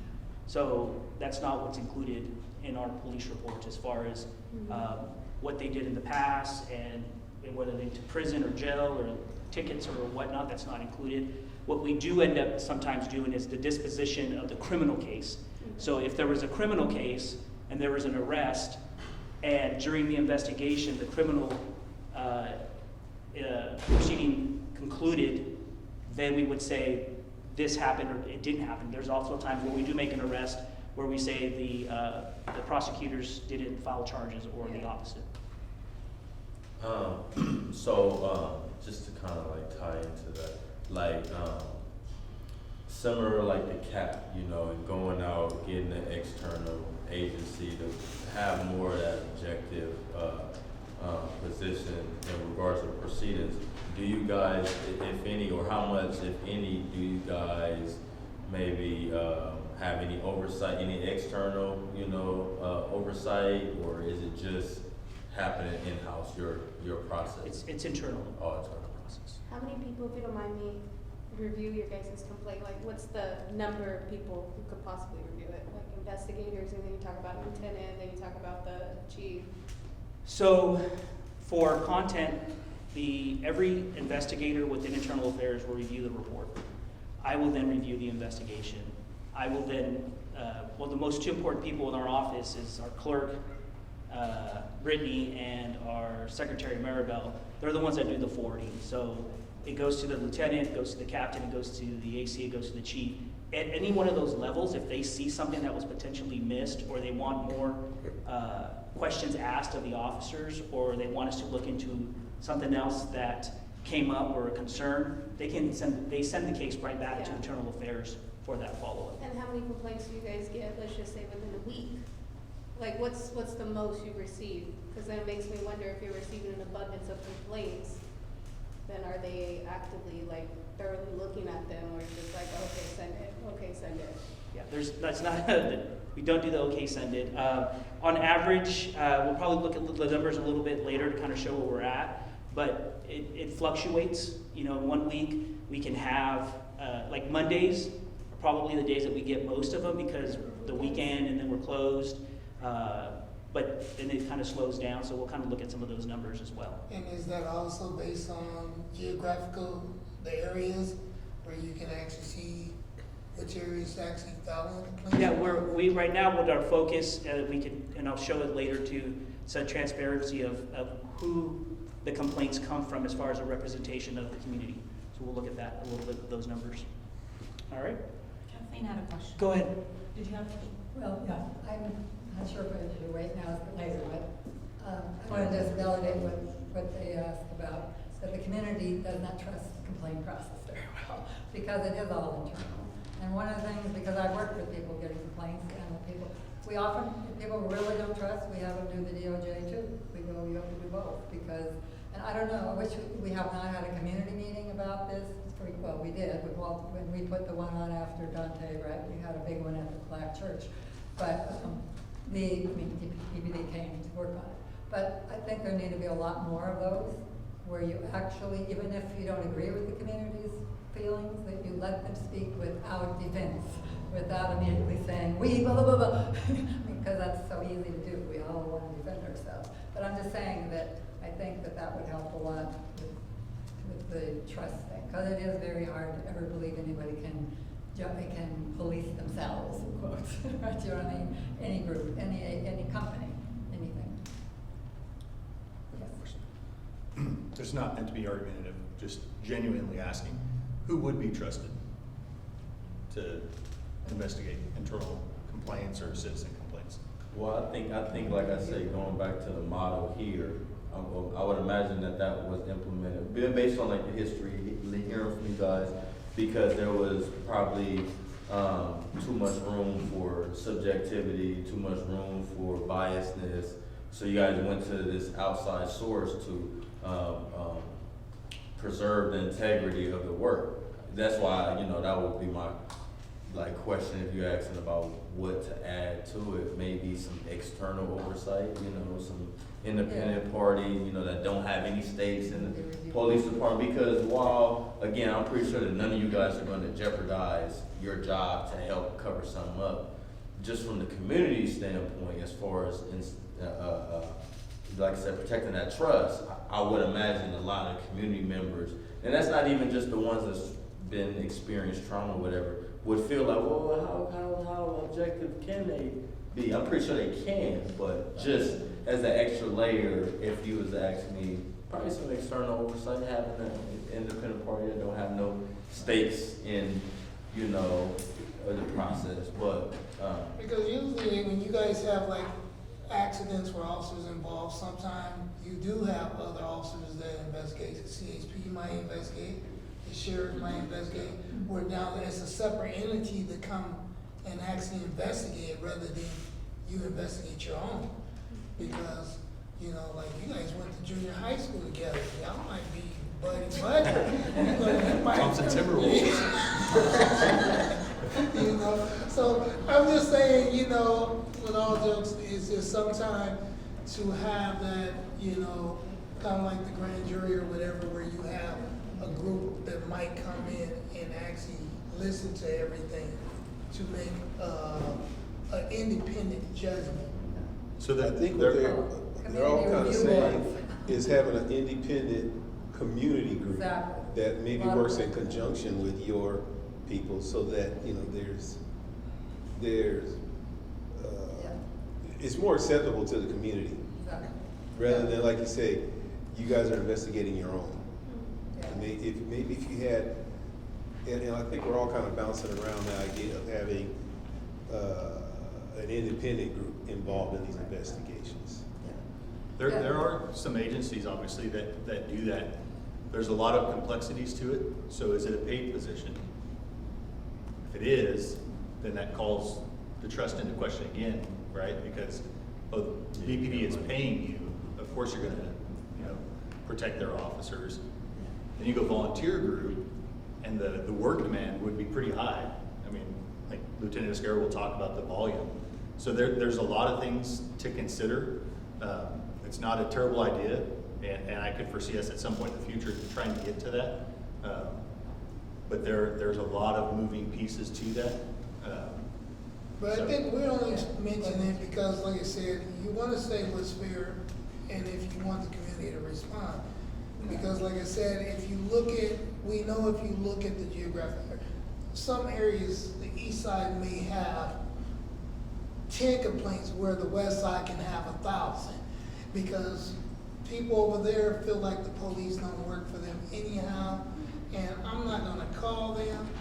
I can sit here and count so many instances when I call for a BPD or call for an officer on the east side, nobody responds, but I call for officers on the west side where I live, and I get the whole department come out. So that's where we just saying that when we look at the community just says, you're gonna always speak that it's unfair when you investigate your own because it doesn't come out that way. I can speak that in 2009, I filed something with Internal Fair. It didn't even go nowhere. And I just said, you know what? Leave it alone. No, like I said, I think that's not a terrible idea. I think it's something that, like Josh said, could maybe happen. There's a lot of moving parts. But again, the focus is on what the requirement is from the stipulated judgment, making improvements going forward. And those are all really good ideas that have been shared and those that we heard of. So we're definitely hearing them. And like I said, it's something that if it goes that way, it's not going to be today, tomorrow, or a year from now. I mean, there's a lot of things that have to happen. So. And Chuck has something. A couple of years ago, I went up and sat in on the independent review board in Oakland with Oakland PD, and it was quite an experience. Made me think twice about the process. But I like the idea, but it's like you say, it's very complicated to pull off, and really time-consuming for volunteers. I think what you're doing good here is really working at giving people feedback. The biggest complaint that I've heard is that, oh, you file a complaint and you never hear anything, or the officer never gets, disciplined. And while it's understandable that there's confidentiality involved, I think that folks that file a complaint want to get feedback. And maybe at the end, when the final disposition is made, the opportunity at least to come in and talk with someone generally about the process. I think what you have to do, the problem of confidence was long in the making, of disconfidence, right? Disconfianza, and it's going to take a long time to build it back. So I think what you have to do is the best you can, being aware that people are going to be suspicious, and for good reasons historically, and keep showing to the community that you're working at it, that you're changing it, and especially follow up as best you can with each complaint. I think you'll turn things around in time. Just I just said that, but as far as the community review board, I mean, there have been people here in town who've been trying to work on that for 8 years. We have a city manager who's lived in cities where they had them. So I would think that you would ask that you maybe at least take it a little more seriously rather than just, oh, well, someday. Because there may be people here who would actually spend the time to do that. And it's made a big difference in a lot of places where people did use an interest. So, I mean, I know it's a lot of work, but I'm just saying, I hope you wouldn't just say, well, because there are people who are very serious about it, who actually went places like Chuck and other people who went places and watched other cities, came back and were willing to do it. But it was I think the city is not very eager, not necessarily. But anyway, just throwing it out there that maybe you want to take it a little more like it's a take it as a more real possibility than you're saying. And just the last point before I move on is what something related what Chuck said is the stipulated judgment has assisted us in providing that transparency, providing the information as far as how and what discipline our officers are receiving, and we're going to kind of talk about that towards the end. So we're working towards building that confidence and building that trust by being more transparent. So one of the newest things that we've done is we have Public Portal, which is our online reporting system, and so anyone can access it on the Batesville Police Department website by visiting the Internal Affairs portion of the website. And so what we've done so far is we created I'm sorry, I'm going to walk over this.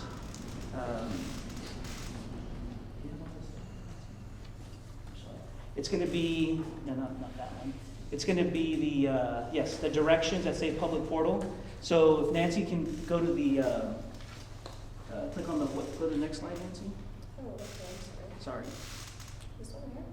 The next slide. And hit, don't start it yet. Okay, so when you access our website, we have these instructions for in English and in Spanish as far as how an individual can access Public Portal and how they can file a complaint. One of the benefits, which this video is going to describe that, is also going to be put on the website, was actually created by Inez. I won't tell you how long it took her to complete, but she got it done before this meeting, which is very important to me. And so we're going to actually put that as well. Again, it's instructions on how to file a complaint online, and we're also going to, we're working with City Hall to get the Spanish translation also up and running in the near future, but this is what it's going to look like if people need directions, and here's the video of what Public Portal is and how you can access it. This video provides information on how to make complaints online using the Batesville Police Department's new Public Portal. The Public Portal's new page includes several actions. Is it the volume on Starting the at the top of the page, actual? the Public Portal contains a search box and a Public Portal reference ID, which will be discussed later. Next to the search bar, there's an option to change The TV or laptop? There. At the center of the page, you'll What find about the two options. laptop itself? Make a complaint or submit a complaint. Lastly, you'll find additional information related to each badge. Making the complaint. Clicking on the Make a Complaint option will open a pop-up window that will ask for some basic personal information. You can also indicate a preferred method of contact.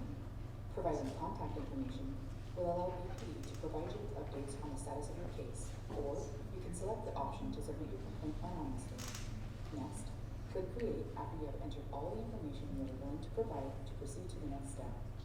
Do you all want to hear the audio or just understand that there's a video that walks you through the You'll process? see a unique reference ID has been created. We can't really hear It has closed captioning on Right it. now. What's that? The portal is on the website. Yeah, this is like a how-to video to use the portal. We could try to fix the audio. I just didn't know if you want to actually hear the video presentation or if you want to continue on with the policy. It has closed captioning at the bottom. Okay.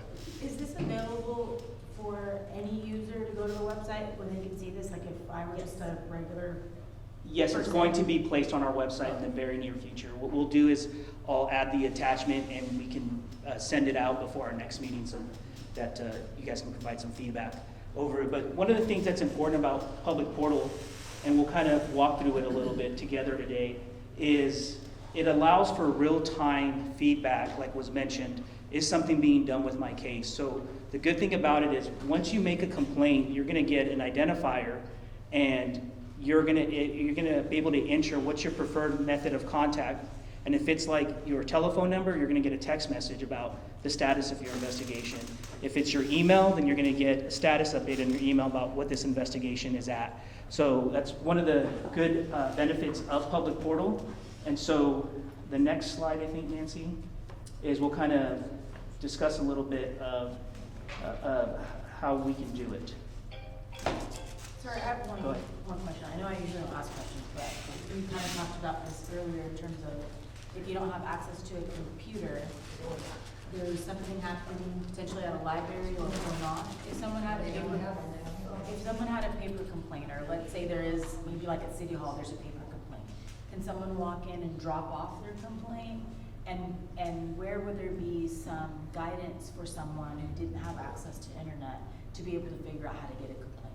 Correct. So our pamphlet explains what happens how we accept complaints, and then what happens with them. So basically, yes, if you go to the police department, there's personnel complaints there. If you go to internal affairs, there's personnel complaints there that are all going to be on a form. And once you complete it, you drop it off to the supervisor, or you drop it off with internal affairs. So that's kind of the process. Are those housed anywhere, in any other city building or location to have access to that pamphlet? Not at this time. There need to be, though, that's what we've been working for years on that. Because people are not, a lot of people are terrified to go to the police department, I'm sorry. We sometimes walk with them, but it's like that is not gonna solve. I know the libraries are county, but maybe, has anybody actually talked to the libraries and see whether you can negotiate something with them? Yeah. We're definitely going to work and look at that. Yeah, or there might be businesses who'd be willing to do it, like, I think in the east side, there probably would be some, that because there's people who we know, I mean, that who would say, okay, you can have one here. I mean, because I think. And I'm not saying that's a terrible idea, however, how do we guarantee those complaints are now going to actually be submitted to the police department? We may have an entity saying, we're going to collect them, but part of our responsibilities is when a complaint is submitted, we have to follow up within 48 hours. So are those, there's just a lot of moving parts. I don't mean they would be submitted there, people could pick up the blank complaint there, so they'd have somewhere, they wouldn't have to go to the police station originally, they could just drop it off later.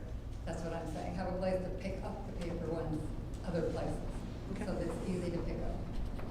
Also, I don't want to overlook the fact that you can still make a complaint on the telephones too. You can call the watch commander, or you can call, if it's during the daytime, you can call internal affairs directly and make the complaint over the phone. You don't even have to have a form. You can just mail a letter to the police department saying, this is what happened to me. Can you please look into the matter? And we'll investigate it. Do people know that though? Yes, it's in the pamphlet. It's in the information brochure. Go ahead. Can I ask a data question? Yes, but we might have to wait till a little bit later because Nancy will have to pull that up. But go ahead. Well, I know you guys have a survey platform that basically identifies like the trust, like the different metro areas and how trustful people feel of the police department. Do you guys ever do like a compare and contrast based off of where your complaints are coming from and compare it to like where you guys, from the survey to see like, like if this metro area doesn't trust us, but yet we're not receiving no complaints, and then maybe focusing on like, well, why? Well, one, like maybe focusing on that area. I don't think we run that report currently. No. Do we have the data points to know? We should have the data points for that, but we've never done a comparison like that. Because I've seen recently for the survey, right? And that's why I was just wondering, based off complaints, like, hey, like these complaints are coming out of this area, but maybe that area has more trust in the police. And it's the input that we're able to put into the system, right? So we're able to put into our system that we use if it came from the metro, if it came from the hill, or I'm sorry, that's called, still called the hill? Yeah. The hill, if it came from the valley, but then to isolate it even more, okay, when you're talking about the metro in the area between California and Brundage, from 99 to however far we go east, that we're not going to be able to capture because that would require a lot of other points that the system that we use doesn't allow for that. But we could tell you majority of if our complaints come from the metro or whatever zone, we could probably do something like that. but it's not something that we currently. I'll add something real quick though, Mercedes, on that. It's a good question. And we did actually do a review yesterday with, I don't remember if we talked about this, there's a couple different software systems we use for the surveys that we're talking about. One's Spider Tech, which is the one that goes out directly to people that call us. So if you're a victim of a burglary, you can call us, you'll get a survey at the end of that, how did we do? What did it look like? The other one that's a little bit newer is called Zen City. And it's, goes out more to broader populations, not just based on specifically whether you call the police or not. And it asks more in-depth questions to, what is your feeling of safety in the community? Your level of trust with the police department, those types of things. We were doing a review of one of the first reports yesterday, which is broken down by zones specifically, so like Metro Zone, for example, did show, I don't remember the numbers offhand specifically, I don't know total number of respondents, but did show some improvement in the level of trust that we have. To answer your question more directly, though, we haven't necessarily overlaid it specifically yet to those complaints, just because, again, the information was just shared with us yesterday. But it was good to see. There was some good information to see that we were showing improvement in the areas that we wanted to see, which is increased level of trust, and increased level of feeling of safety as well, specifically within that area of the metro center. No, and that's good information. The reason why I brought it up, because like you're saying in the metro area that maybe there is an increase in trust, and it makes me wonder if one, they are starting to file complaints, and as officers, you guys are starting to like, okay, let's get these complaints pushed through, which then might correlate why there's such an increase. Absolutely. Good question. So Nancy, when you click on the link, it's gonna take us to the public portal, just kind of walk through it, how it can be facilitated pretty easily. Of course, there are always going to be other means that people might like better or not, but again, we're working with the system that we have to enter complaints. So if you just click on the hyperlink, it should pop up.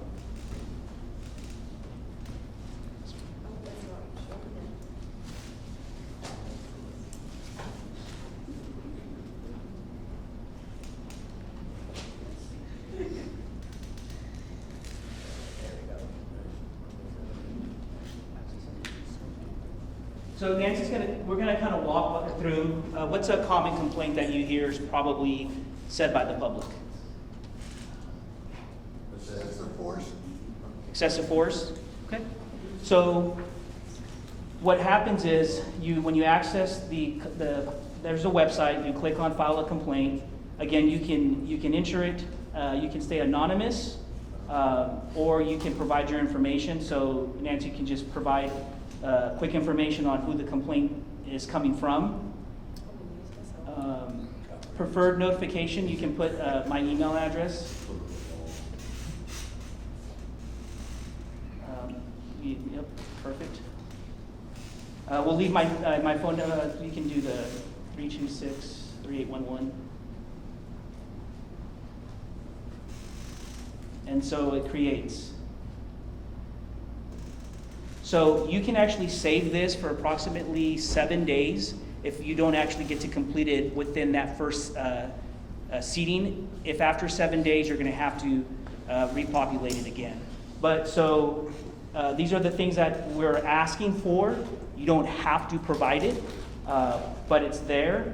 As far as the address, the next one, the full address, if you start typing, let's just say this address, 2020 R Street, it's going to populate it for you, so you can just click on that. And then we keep going down. So this agency report number, that's usually the case number. If you don't have the case number, it's okay. We can, based on the date and the time that you said it happened, we can find it. However, there's a lot of ways that the public can get access to the case number. One being calling the comm center and said, on this date, the police officers came to my house. Can you give me the case number? You can get a victim assistance guide that we provide you when we go out to the field that's going to have your case number. You can call the comm center at that minute and say, what's the case number that these officers are coming? And I guess AC Blakemore mentioned it earlier where Spider Tech, right, provides you the case number. So if you don't have the case number, that's okay. There's a lot of ways that we can find it or you can locate it yourself. Here you can describe exactly what happened, and it can keep it'll document it. Let's see, what's the next one, Nancy? Oh, I'm sorry, that's the address of occurrence. That would be you can put unknown, we're still gonna investigate it, but you can put 1601 Truxton. And then, as far as like attachments, if you have your own video, if you have your own photographs that you took, if you have any documentation you want to add to it, medical records, right? Because it's excessive use of force allegations, so maybe the person went to the hospital. You can upload all that stuff there. Again, the employee badge number, if you don't have it, that's fine. There are a lot of ways that we can go about identifying the employee for you and documenting that information. You can add multiple employees if you need to.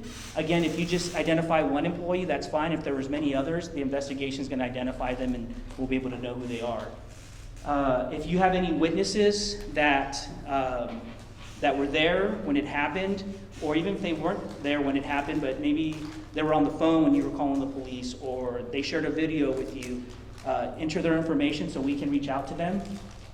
And this is the tracking number that I was saying that is very special and genuine. To every complaint, you will receive this. Once you're done with your complaint, you can hit submit. And there's an advisement there that we have you acknowledge and understand and submit it. And so then it says here you can track your case, and right now it kind of reads, where's it at? So your submission has been received. I think it says on the top, right? Yep, so it says it's been received. So what happens next is the admin sergeant that we kind of discussed in internal affairs, they'll review it and they will then accept it. They will then accept it, and you're going to get an update in your email basically noting that we've accepted it. And then within that same time period, we then mail out a letter. It's one of the first things that is there that describes,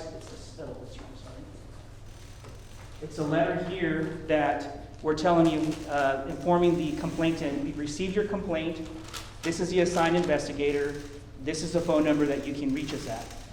So you also get that. Again, it's by mail or email how we send that out.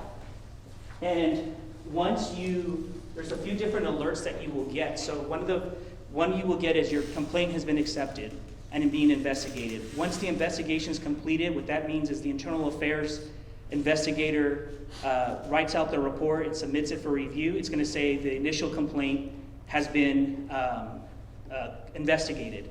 And then when Maribel or Secretary or Brittany, when they send it off that it's under review, you're going to get another alert. Now it's under review by command staff. And then later, when it's all said and done, you'll get another alert basically saying that we're done with this investigation. The next thing that you'll get after the investigation is completed is the other form that basically says what's the disposition of your case.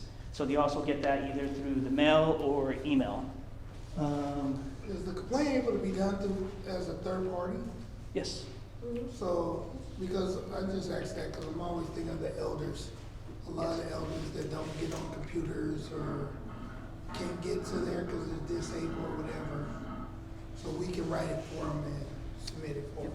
Happens plenty of times. Have you tested it on a phone? Because I know when you get it on the phone, you do one by one instead of trying to get the whole form at the same time. So you get the alert every time it's moving through the stages. You'll get the alert. But to file the complaint. He's talking about when you want to actually file it, is it possible to do it on a phone and see it?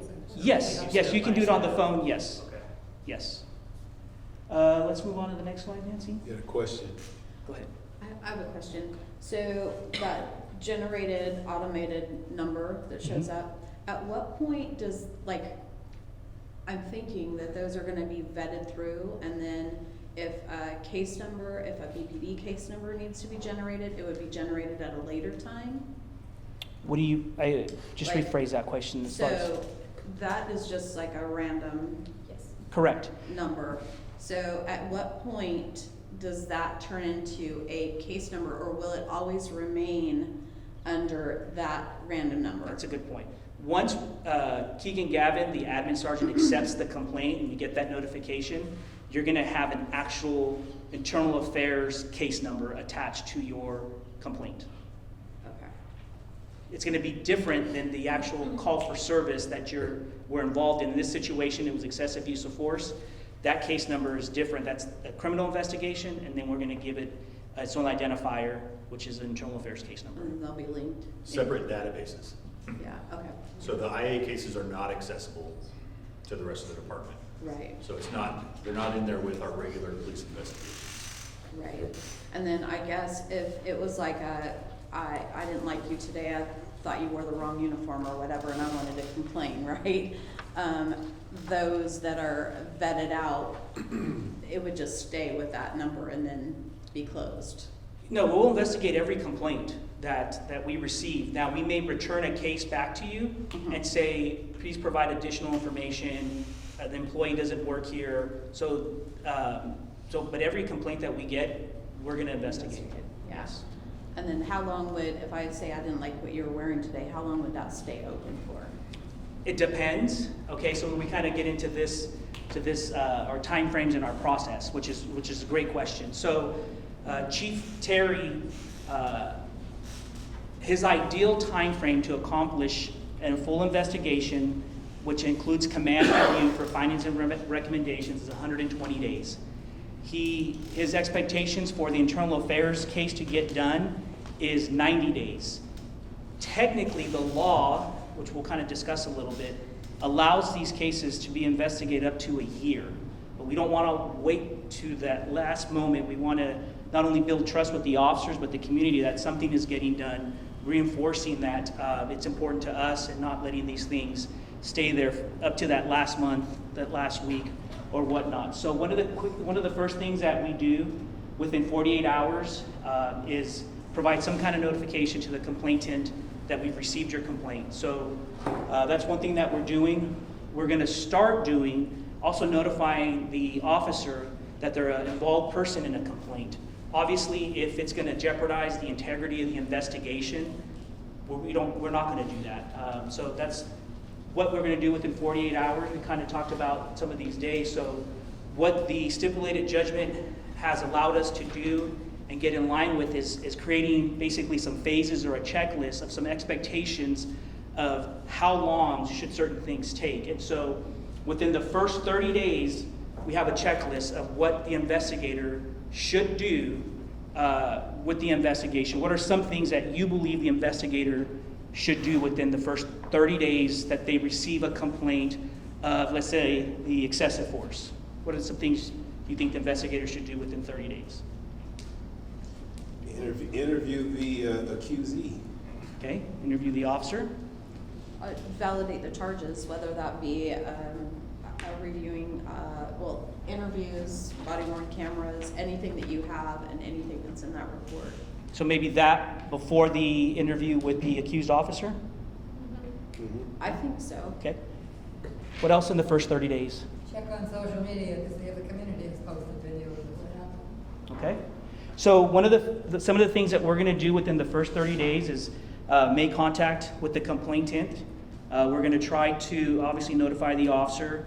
We're going to interview the complainant to determine the allegations against the employee if we have to do a follow-up interview, right? So oftentimes if somebody comes into internal affairs and says, I have a complaint, we record the complaint.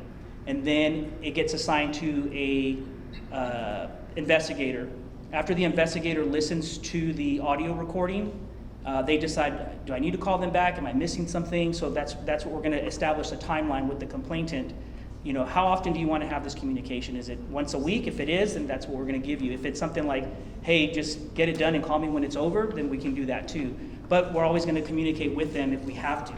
Another thing that we're going to do is determine any civilian witnesses, review the reports, which is the CAD call that shows the information of the alleged complaint. We're going to go over some reports, start reviewing some BWC, and update the complainant if needed. So now we get into like the 60 days. What do you think needs to happen around that time?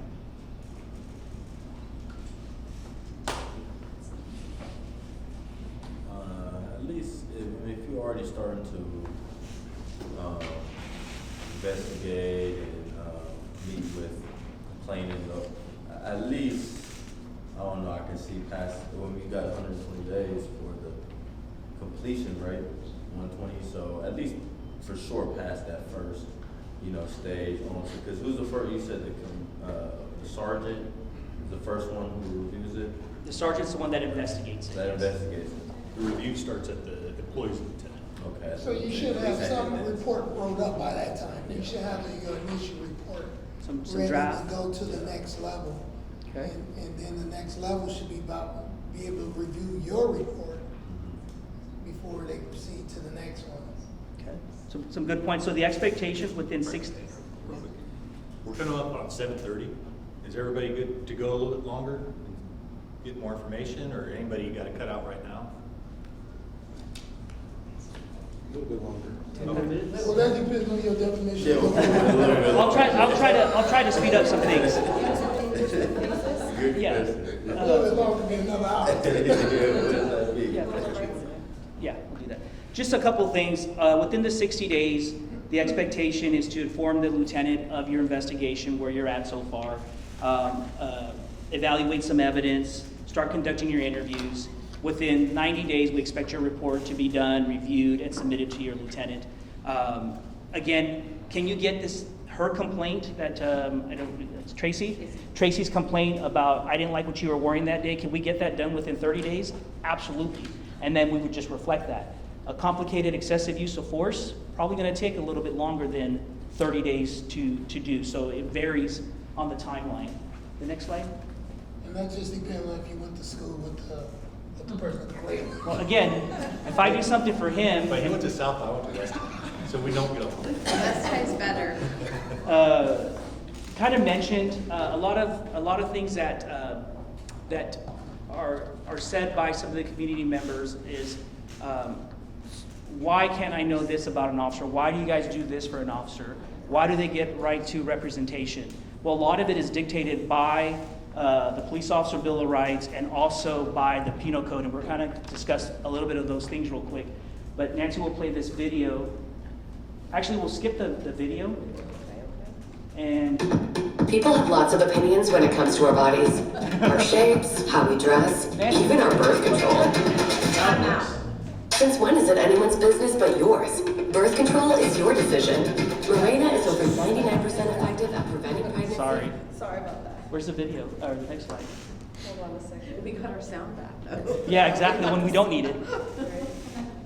All right, next slide. I can send the Yeah, that's a over short video out. Yeah, we'll start it. When we do send out the video, there'll be instructions to start it at about the 2-minute mark. It's like frozen on my end, so. So along the lines, I think Chuck, you brought it up, like what information we can release and what's privileged. So Lieutenant Escara's got this video that kind of explains the Police Officer's Bill of Rights that regulates what we can and can't release. But I can definitely send the video out tonight or tomorrow, and then you can just pull it up and watch it. But even though you can't release no information, you can at least say if an officer was reprimanded, not reprimanded, or something, rather than just saying we can't tell you what the outcome was. Yeah, so I think the video goes into exactly what we can release about the findings and disciplinary actions. That talks about what is restricted and what we can't share. So the hierarchy of this department, I think the lieutenant said that reports will go up through the lieutenant. He's the lieutenant, right? So everything goes through him? So an IA investigation is very similar to any other police investigation, homicide investigation, anything like that. Until the point of, in a criminal investigation, we make the arrest. So you do all the fact gathering, find out where that leads you, and then you decide if you're gonna make an arrest or not. An IA investigation, you do all the fact gathering, but IA makes no determination. They just gather all the facts, and then they send it over to that employee's chain of command. So internally, the review and approval of the report goes up to Lieutenant Escara, but he also makes no findings. So he sends this report that is just the facts of the case over to, so if it was Sergeant Celadon had a complaint, Lieutenant Escara would send that report to me, and then I review it, and I come up with a finding, sustained, not sustained, whatever it might be. And then I write up also why I believe that's the case. And then I would send that to Captain Morphus, who's the captain in our chain of command. He reviews it, and again, at any point we can send it back to IA and say, hey, you didn't ask them these questions, or you didn't review this evidence. But let's say they did review everything appropriately. I would send that to Captain Morphus, and then he reviews it and says, I agree with Josh, or I disagree, I think this is actually not sustained, and then he would provide his reasoning. And then it would go to Assistant Chief Stratton, who's the Assistant Chief over our division. He does the same thing, he reviews it, and now he can see Captain Morphus's comments and my comments. And then he reviews everything and either says, I agree with one of these two, or totally different, I believe it's exonerated. And then that goes to Chief Terry, and now Chief Terry can see what all of us have said throughout the process, and he reviews the case himself, and then makes a final determination. So IA makes no findings, we all make recommendations all the way up to the chief, and then Chief Terry makes the actual finding. And then he sends that back to internal affairs. And I only have one other question, I just wanna double check. I know like with the K-9 unit, they had to do a special training to be a K-9 officer. What extra criteria do you have to be the internal affair? Is there some other certain training that you gotta go through to make you an expert to be the internal affair? One of the things that we have to go to is internal affairs school, which is a 3-day course. That's a school? It's a course. It's a course that we have to go to work in internal affairs and complete investigations. It's one of the requirements. It's a state certified course that's presented. Now, yeah, so it'll happen, sometimes you're there for about a month or two, then you go to the class, sometimes you've already had the class, and then you're in internal affairs, but yeah, it's a requirement. So these are just, I'm just going to highlight a couple of the summaries regarding the Police Officer Bill of Rights. It allows officers to have representation.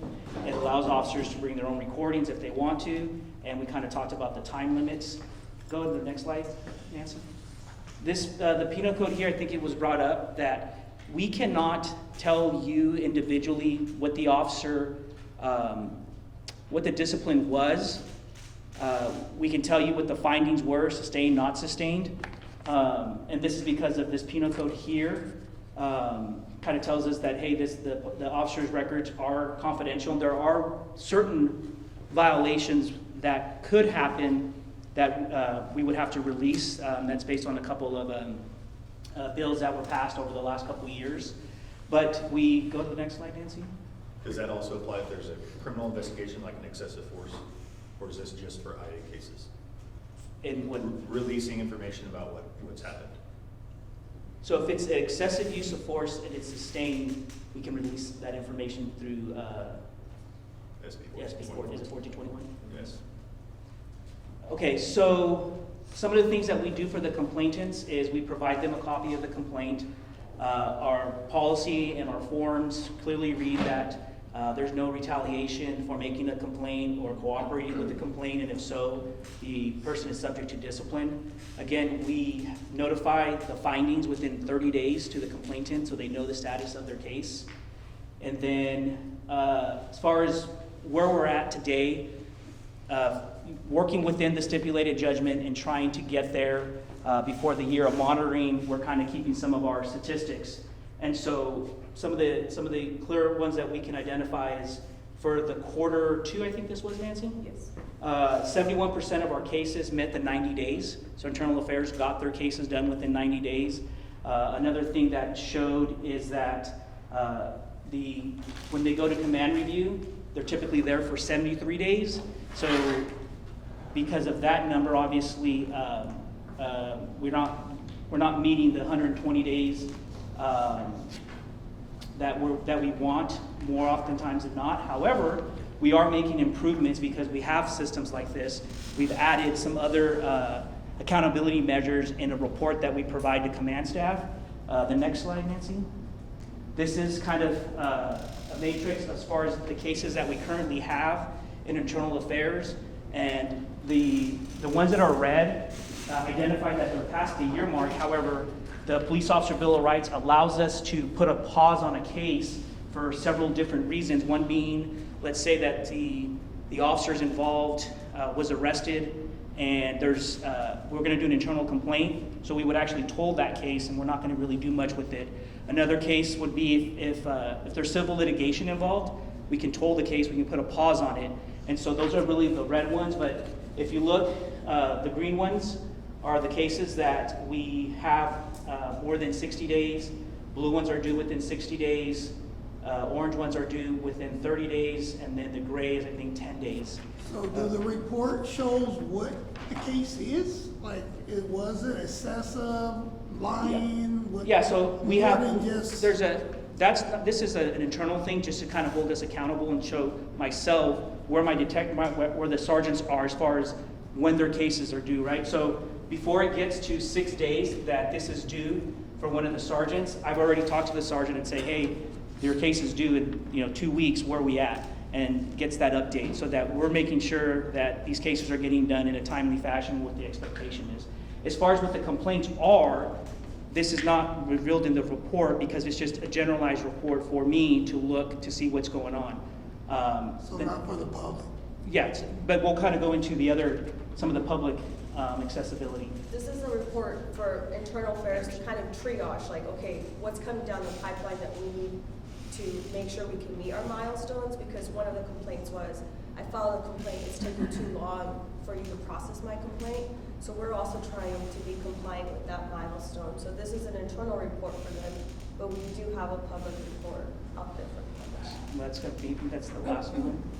So this is accessible, again, if you go to our website, but it's part of the stipulated judgment where it shows our report in 2024, what complaints received, the demographics of the officers that were complained on, the demographics of those that filed complaints. So if you click on the link, Nancy. Can you see it? No? Hold on, stand by. And like I said, this is accessible to the public. It's on our Batesville Police Department website. And so It's under transparency, or? I'm sorry? It's under transparency? It's under internal affairs, under Statistics and data, and then you have the public use of force report, and you also have the complaint report. So give me a second. I think the computer knows it's past. It's not showing up on there. we can, I'll share that link too, but. Are you mirroring or? No, it's not. It's extending the screen? Yeah, it's not showing on. Just go over to the bottom, kind of show some statistics. Looks like it's trying to use two screens.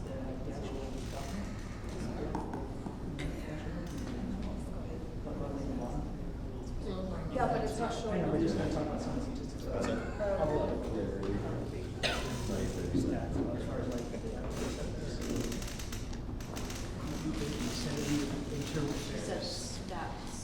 Statistics and data. We'll just share it with you, but it's got a lot of the information that, some of the individuals in here asked for today, as far as what types of complaints we're getting, who they're coming from, the disposition of the complaints, whether they're sustained, not sustained, unfounded. So that's all within our website. Again, that's part of what we're doing to fulfill the stipulated judgment. Yeah, so the report does go into like how many we're receiving, how many we're complaining, how many were carried over from the previous years, what are some trends as far as completing those. It explains the complaint process, the workload that IA has. Are we meeting those milestones that we've set for us internally? The types of allegations of misconduct, and comparing that to the previous year. And the findings, what are those findings? Along with the findings, you also have outcomes. So those are the actions taken or the disciplinary actions against the officer. And we have demographics on our complainants, as well as our accused officers. And some of our key terms or definitions, as far as what defines an external complaint, what defines an internal complaint. Those are some of the key elements that have been set by the stipulated judgment and that are made available to the public, along with the use of force complaint report.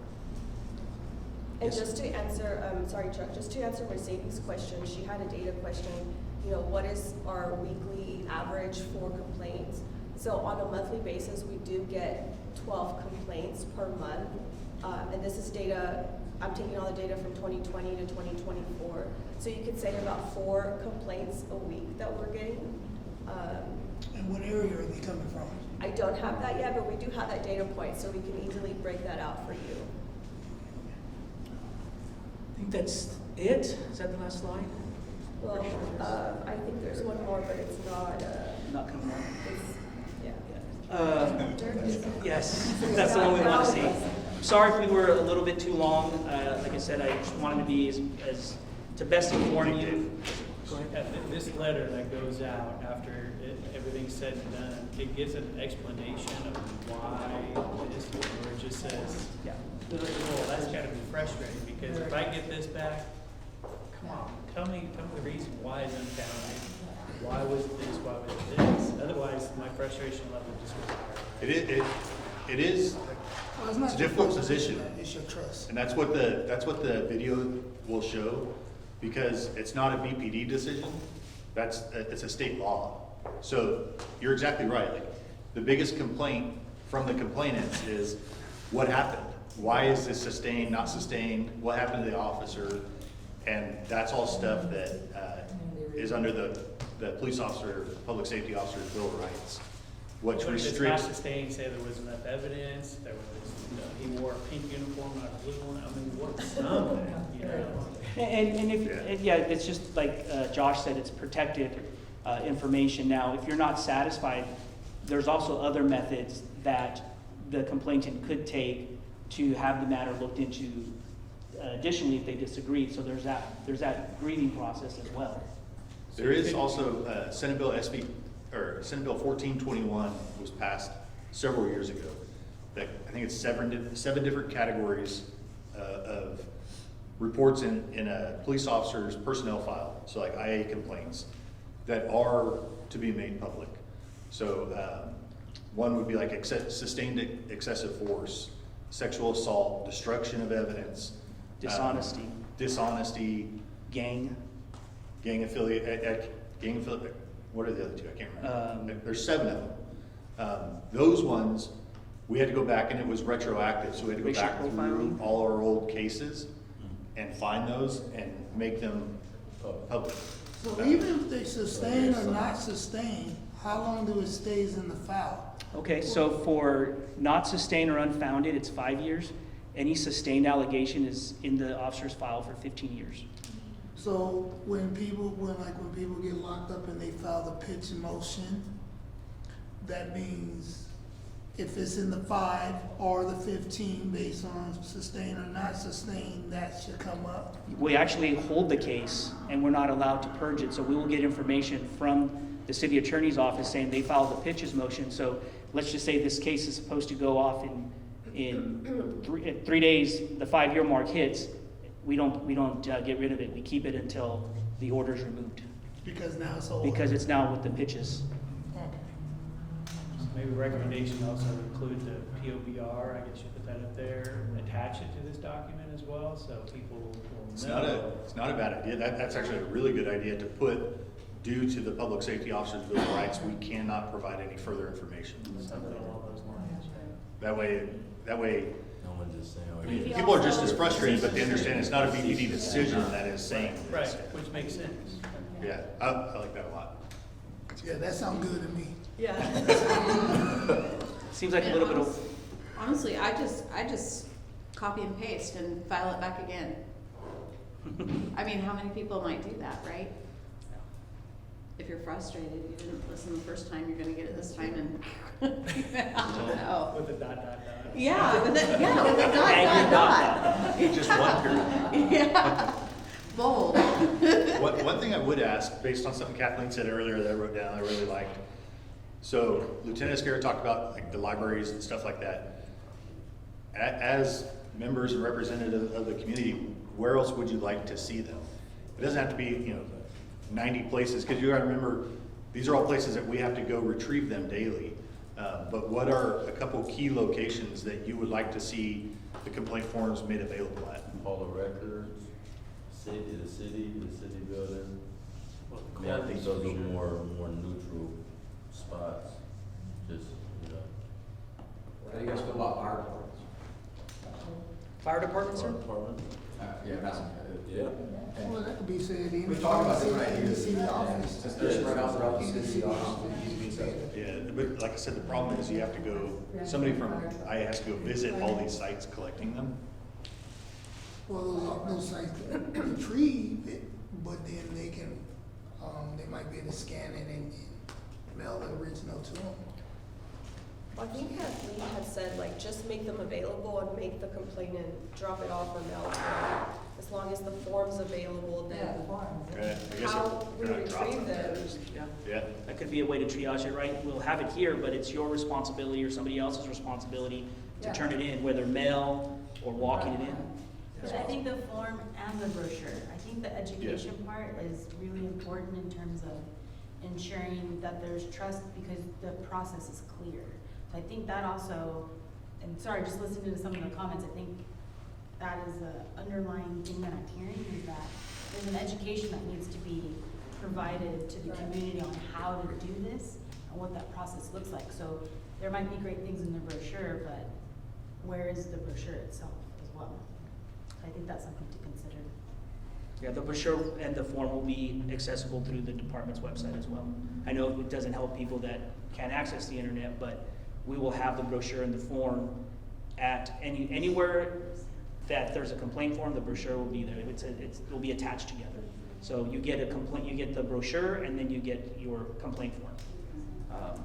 But yeah, maybe some public education as far as the process. We can have those conversations. one there. last thing also is IA also goes out into the community and will do presentations educating on how to file a complaint. So if you know of a group that would like to have them come out, or if you're part of a group that wants them to come out, they can come out and explain this, maybe not in quite as much detail, but just explain the process of a complaint. They'll come present to you. Right? Absolutely, sir. How about if they have, like, are you guys still doing your community meetings? Because they could represent you there. The zone meetings? Mm-hmm. Yeah, we actually have one tomorrow.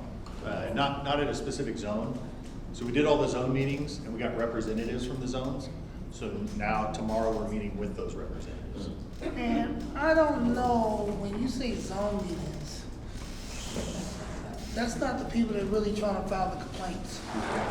Zone meeting is more or less the people that's pretty much already with the police.